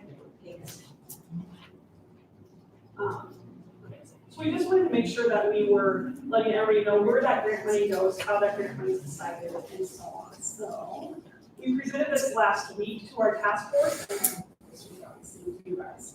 So the first piece was the CARES Act ESSER fund, which we were given last year at the end of the summer, and we received $72,000. We increased nursing services and cleaning services with this. That's really what they wanted you to use those funds towards, is making sure you have the safest environment, the most prepared environment for returning to school. We spent significantly more than that in order to keep that nursing service and cleaning service throughout the year, but that is what we will be reimbursed this summer when I do that. Then we were given the second ESSER 2 grant, which is $277,000. So it went up significantly. The focus for that one, they really wanted to go on that learning loss or that social emotional support. So we were able to do both with ours. We're adding an additional reading and math interventionist next year, as well as an additional high school counselor to help with the growth alone, but also the social emotional support, academic support. And we're gonna have some kids moving back from that remote learning world. And I think all of those positions will be used and be critical for those kids that are moving back into full-time schooling. I just point out to you that all of these additional positions did go through the proposal process. And so they were reviewed by the district committee as well as the board subcommittee. So these funds may have been approved anyway through our processes, but now it was much easier to approve because of this additional federal support. Yes. And this will obviously only pay for it for 1 year, and then after that, it comes back out of our district budget. And then the most recent one's the American Rescue Plan ESSER 3 grant, and that is significantly more than over $600,000. And with this one, this is, we wanted to show you guys anyways where those grant funds were going, but we have to make sure that we legally tell everybody the ESSER 3 grant, this is how we're spending it. And so with this one, we are going to spend it on our science curriculum actually. So we were going to adopt it anyway, but it was significantly more cost. And so we're adopting the K-12 science curriculum to meet the new state standards. And this just helps us make sure we can do this without having any limitations. So originally, we probably weren't going to be able to get all the pieces necessary to truly meet that, each piece of the curriculum, and this will help us out with that significantly. I think it was about $1 million is what was I think our final estimate's about 800,000, correct? And we've never had a curriculum go that high in cost, so this is going to be a significant help. Again, any questions, input, comments, you can reach out to any of us 3. These will go up on the district website as well, so that people can see that and see any questions they might have. You guys have any questions? Yeah. Oh, Well, first of all, thank you for the 35 plus pages and the detail that you bring to this. I appreciate it very much. My question is, which I'm sure you acknowledge it up there, with some links to other resources and how to talk with children. And just the reintegration, you mentioned it well with those that were remote learners, but I think even the reintegration of all learners not wearing masks, for example, and what it looks like to be able to hear each other again without muffled speech, for example. So my hope would be, I guess, that there's something at the beginning of the year, an assembly perhaps, resources sent out to families, maybe, that provides these links that you've provided in the document, just to say, like, this is, everybody has stress and anxiety about returning for different reasons. And so I hope that we can maybe hit that today and just say, like, this is a culture shock again to try and return to the new normal. So thank you for your work on that. yeah, we can be additional about that. I had a question. I know we've had a lot of community members asking about the stopping of the remote learning piece and what happens when quarantine happens. I just think you could do services, really emphasize the communication on why that is and emphasize how much work it is to be educators. I think there's a lot of misunderstanding in the community about what it goes into doing that. And, you know, we see, okay, well, everybody has a computer, everybody has a Chromebook, why are we doing that? So to the extent you guys could explain that to us and make sure the committee understands that, that would be helpful. And I just have, thank you for those comments. Just a couple of things. So the electrostatic piece. So I was thinking about the benefit about that with respect to all viruses and such that get shared. And I know that we didn't have to track or necessarily report, say, influenza or norovirus or pick a thing, but I'm curious about your perspectives and the team's perspectives who are obviously doing that, the additional benefit that maybe some of those protocols have just to keeping our spaces and places safe. So I'm not really making a suggestion, it's more wondering about, would you generally agree that that was helpful and for different purposes as well as obviously initially from our COVID-19? There's been some different studies that come out related to that. To give you a definitive answer this evening would be difficult, but it's something we can certainly study, bring back to you, and probably use the services of Mr. Eames and the expertise of the cleaning company that we use in that regard as well. A super casual observation is that we were able to keep some of those other illness numbers maybe down. Not that it's just due to that, but I was just curious about that. And then any updates that you know about, and this might be a little out of your purview in terms of vaccination, and I've had community members who are wondering about, you know, where does COVID-19 land on our list of vaccinations for our school district? And that is not a required vaccine, as far as I understand. That is correct. In actuality, we will allow parents to report that on immunizations when we do student registration. And so that there will be an opportunity to do that. It is not required. It is not one that we have to be reported on. The difference will be if we have that information validated, we'll give people working on a way that parents could actually take a picture of, snap that card, and send that so that it's part of the student's health records, so that when and if we have to contact trace, we have that guidance that somebody's fully immunized, then they don't have to go home. They just monitor, and we will send a letter home to the parents to say, your child was exposed because they have been fully vaccinated, therefore they do not need to be quarantined. So we would follow the health department on that. But the expectation is that nothing has to be reported. We will accept the information and use it for contact tracing only as that comes along. We'll also make that offer to staff members as well because of contact tracing that we need to do within their classroom or for staff exposures as well down the road. But again, it is not mandatory. We will collect the information if it's offered to us and we put in that private student health information system. I just say contact tracing really hopefully will go down significantly this year because the biggest issue was that 6 feet number. Arbitrary or not, it was 6 feet, and a lot of times it was 5 feet 10 inches. Our desks were apart, student to student, and we had to quarantine. I mean, we had tape measures. That 3 feet should make a pretty big difference to where hopefully we aren't quarantining the kids where that remote is an issue with those things as well. To clarify though, an undocumented vaccination will need to be deemed an unvaccinated. Correct, that is correct. And I know this is kind of getting into the weeds, but the 7 to 10 days quarantine now, so, or how do you It's decide? all, okay, yes. So we did go to that 7 to 10 days last year towards the end of the year. If you can show us proof of a negative COVID-19 test day 5 or later from when you were exposed, you can come back on day 7. So there's some. Otherwise, day 10 is. But also if you have the negative antibody, or if you have a positive antibody test, then you can come back immediately. You don't have to quarantine within the last 90 days. And quarantine then, that would be next year. you're home for 7 days to 10 days, and how are you making up your work, or how are you learning?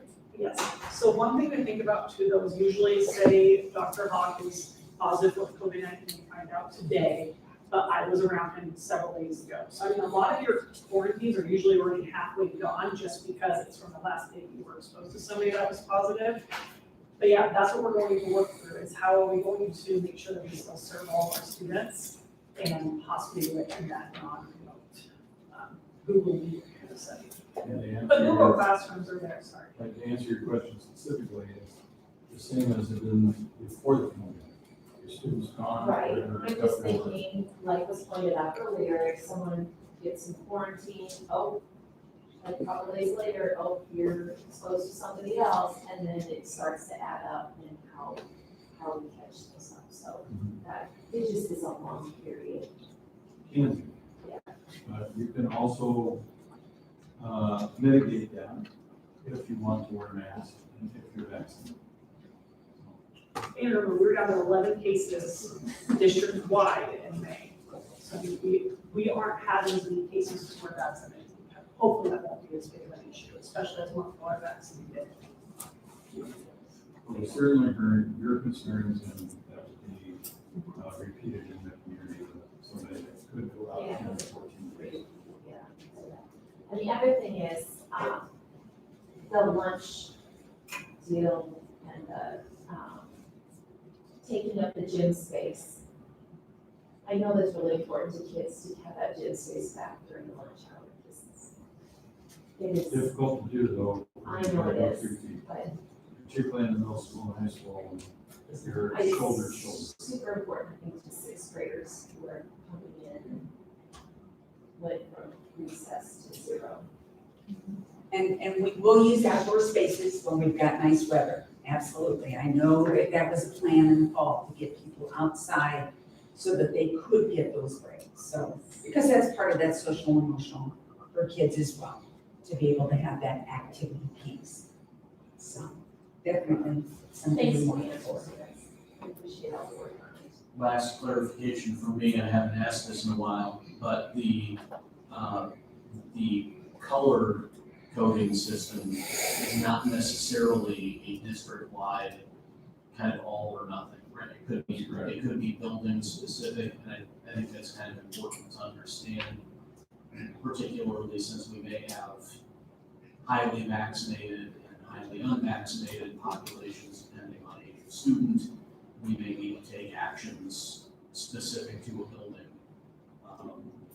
That's correct, and I want to add to that it's not, I don't believe it's ever been tied, it was originally this time of year last year, we thought it would be tied to the health, Douglas County Health Panel.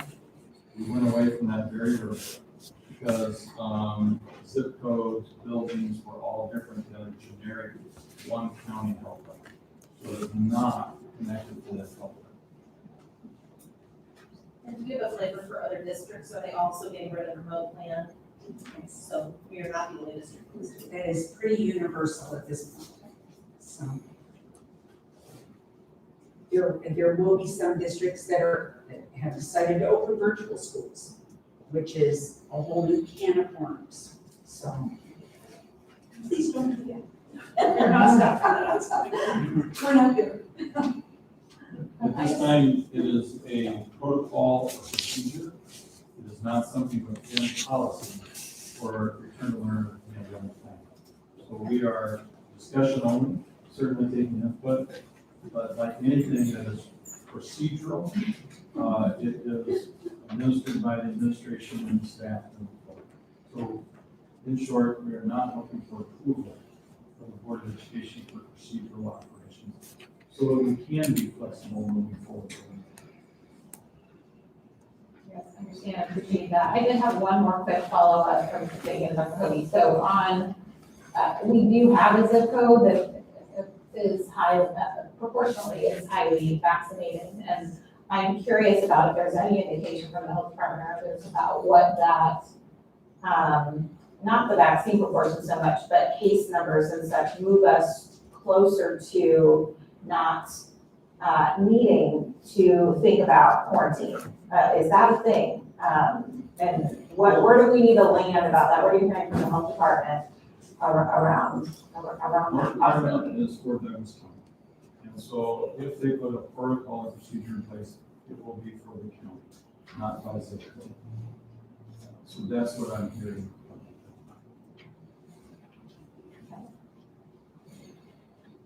Thank you for the work and providing input from our neighbors as well. Okay, next on our agenda, we did put out today for an auditor for the upcoming school district, and we did receive some bids for that. Yes, as stated, the auditor that we've had for almost over 2 decades is moving in a different direction, not doing school audits. Therefore, we had a proposal that went out at 7, we received 2. You see the 2 on the screen. We did make a recommendation based on the single audit fee. One included it in the bid, the other one did not. Therefore, we are recommending Sam Johnson as the auditor for the 2021 school financial year. And clarifying it is the bid for 3 years? That is correct. Okay. Yes. Thank you. The first one they'll do is For sure. One at a time. Sure, then we'll be grateful for one at a time. There is a potential motion for the board with the attached bids from the bidders. I move to enter into an agreement, a 3-year agreement with Simon Johnson for services to conduct the annual audit for Bennington Public Schools for the 2020, 21, 21, 22, and 22, 23 fiscal years. Motion by Mark, is there a second? Second, Heather. Thank you, Heather. The motion by Mark and a second by Heather to enter into a 3-year agreement with Simon Johnson for audit services. Any questions or discussion from the board? I guess I just have one or a couple maybe, but I guess we sent this out in April. I had no idea this was happening, so I just opened it up here this weekend and was kind of surprised to see that the change was going to be happening. Obviously, I know why now. You did state that he's not doing school audits anymore, so that makes total sense. That's fine.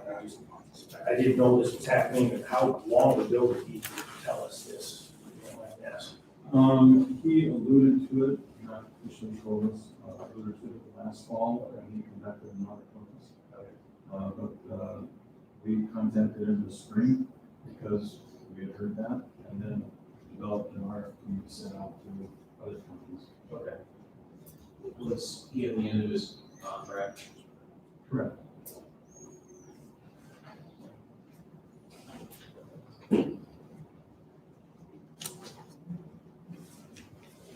Any other questions from the board? Hearing none, Jody, please call the roll.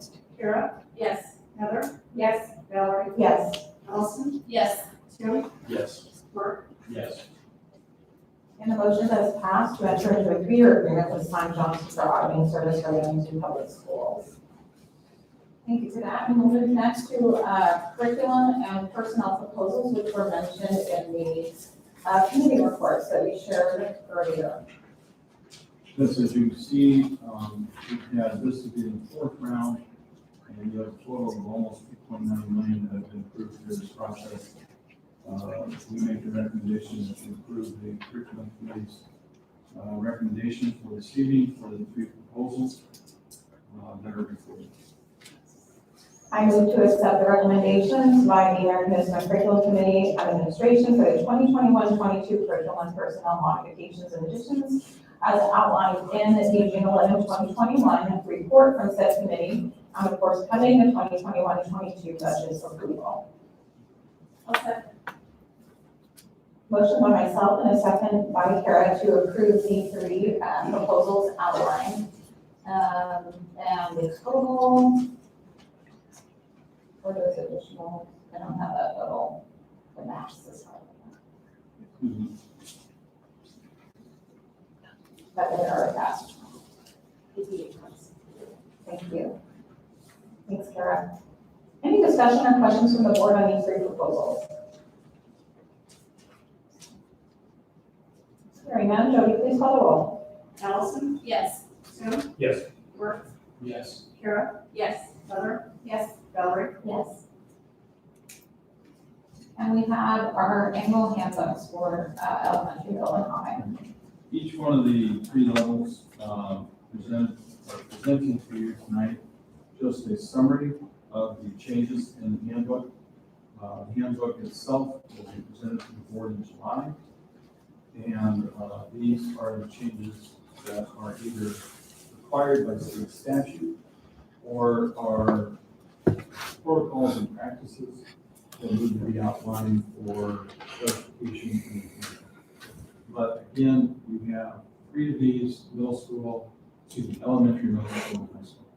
The one I'm showing you is simply the high school, and it shows you a page number as well as a general description of what's changed. Again, this will be brought back before the board for board approval, so that those things can be printed. Those things can be printed online for everybody to read. Are there any questions as to what the documents are required or requested to see?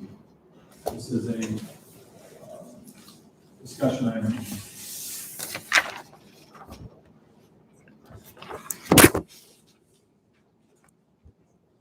And just clarifying the handbook, oh, good, I see. That was very concise, but you do have that line in the one. Okay, thank you for that. Appreciate you going through and creating a summation for us on the handbooks. Any questions from the board?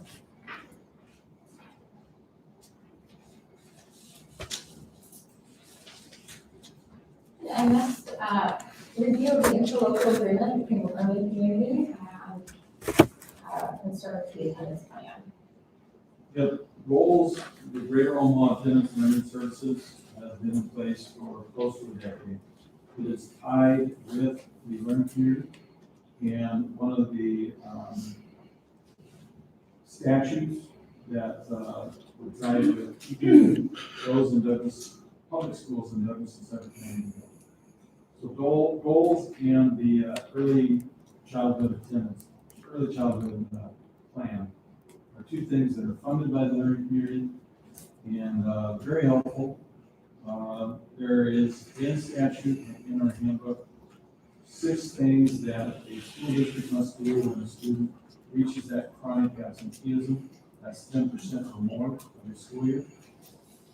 Once those are processed, procedure is followed, then we're looking for an outside agency to help with attendance of students. Sometimes there may be other services that are provided that the school does not have reach to acquire, and it will help in that regard. So it does cost $300 for each referral. That helps pay for the whole program itself. And then there is funding, as I said, by the learning community that pays for a majority of it, as well as outside philanthropical, for example, the Sherwood Foundation, things of that nature that help fund. But this is a interlocal agreement that is approved by boards every 2 years to maintain and move forward with this program.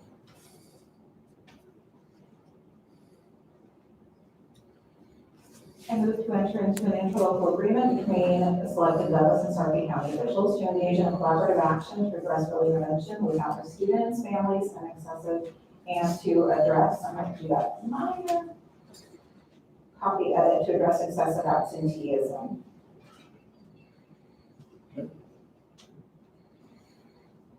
I'll second. Motion by myself and a second by Kara. Are there questions or discussion from the board on the interlocal agreement for the learning community to address attendance?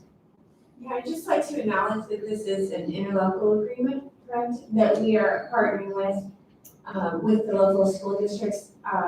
I would like to encourage us though, as Bennington Public Schools, to utilize the resource better and work on getting more referrals put out there. When we look at the referral reports, I think we're probably one of the lower districts, maybe because we don't have attendance issues, but maybe we could be looking at a way to utilize this resource a little bit better. I think it's a great program. Thank you. Any other comments or questions?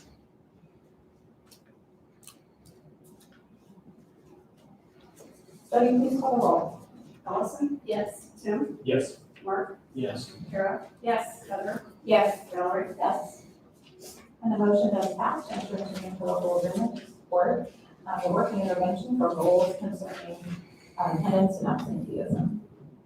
And we do have next on our agenda, personnel resignations, a few of those, as well as some hires.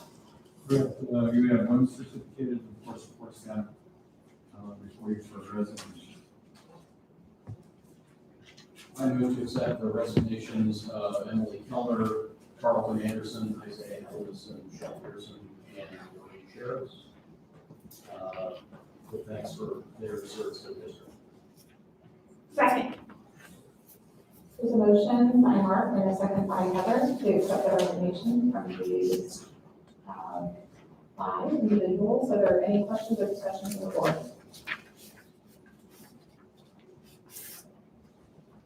Hearing none, Jody, please call the roll. Kara? Yes. Heather? Yes. Valerie? Yes, Allison? Yes. Tim? Yes. Mark? Yes. and the motion does pass to accept the resignation from these, and we do have some potential hires as well. Yes, we have 2 motions for hires. One of those is a motion for support staff, the other is for certificate staff. I will move to accept the recommendation of the administration and approve the hiring of personnel for the 21-22 school year pending and conditional on 2021-22 budget approval as presented. Jamie Madden, a certified teacher for Heritage Elementary, and Leslie Orton, a certified teacher for the high school special ed. Second. Motion by Heather, and a second by Mark, to approve the hiring of these 2 certificated personnel. Any questions or discussion from the board? Very nice, please call the roll, Jody. Valerie? Yes. Allison? Yes. Tim? Yes. Mark? Yes. Kara? Yes. Heather? Yes. And the motion does pass, and we welcome those to those roles. There is an additional potential motion for, it looks like 1, 2, 3, 4, 5, 6 additional potential hires. I'll move to accept the recommendation of the administration and approve the hiring of support staff personnel for the 2021-22 school year pending background checks as presented. Jesse Stewart, middle school custodian, Courtney Belfuse, human resources admin assistant, Deja Quant, middle school resource para, Josh Powell, middle school resource para, Wendy Marcus, Anchor Point elementary para, Madeline Peterson, district para. Second. Motion by Heather, a second by Mark, to welcome these 6 additional staff members. Any questions or discussion from the board? Hearing none, Jody, please call the roll. Valerie? Yes. Allison? Yes. Tim? Yes. Mark? Yes. Kara? Yes. Heather? Yes. And the motion does pass for the hiring of these 6 individuals. We welcome them to Dr. Rand. We're glad they're here. Next, we do have business to be conducted in executive session concerning pending litigation. There is a potential motion regarding this executive session before the board. I move to have board go into executive session at 7:15 for the purpose of strategy session with respect to potential legal action, as an executive session is clearly necessary for the protection of the public interest. Second, motion by Mark, a second by myself. Are there any questions or discussions from the board? Action is not expected out of executive session, is that correct? That's correct. Thank you for clarifying, Mark. Jody, please call the roll. Kara? Yes. Heather? Yes. Valerie? Yes. Allison? Tim? Yes. Mark? Yes. And Jody, please do make sure the time is reflected on that executive session. Board members, we will meet in the old boardroom directly over there. you're welcome. We will reconvene here, guests and administrators and educators and students back here. This is our workshop after. We did not have a workshop, we had it before, but we'll hold regular meeting today, and we'll have a special meeting at the next For the workshop. Yes, sir. Oh, no, I was just for the workshop. Thank you.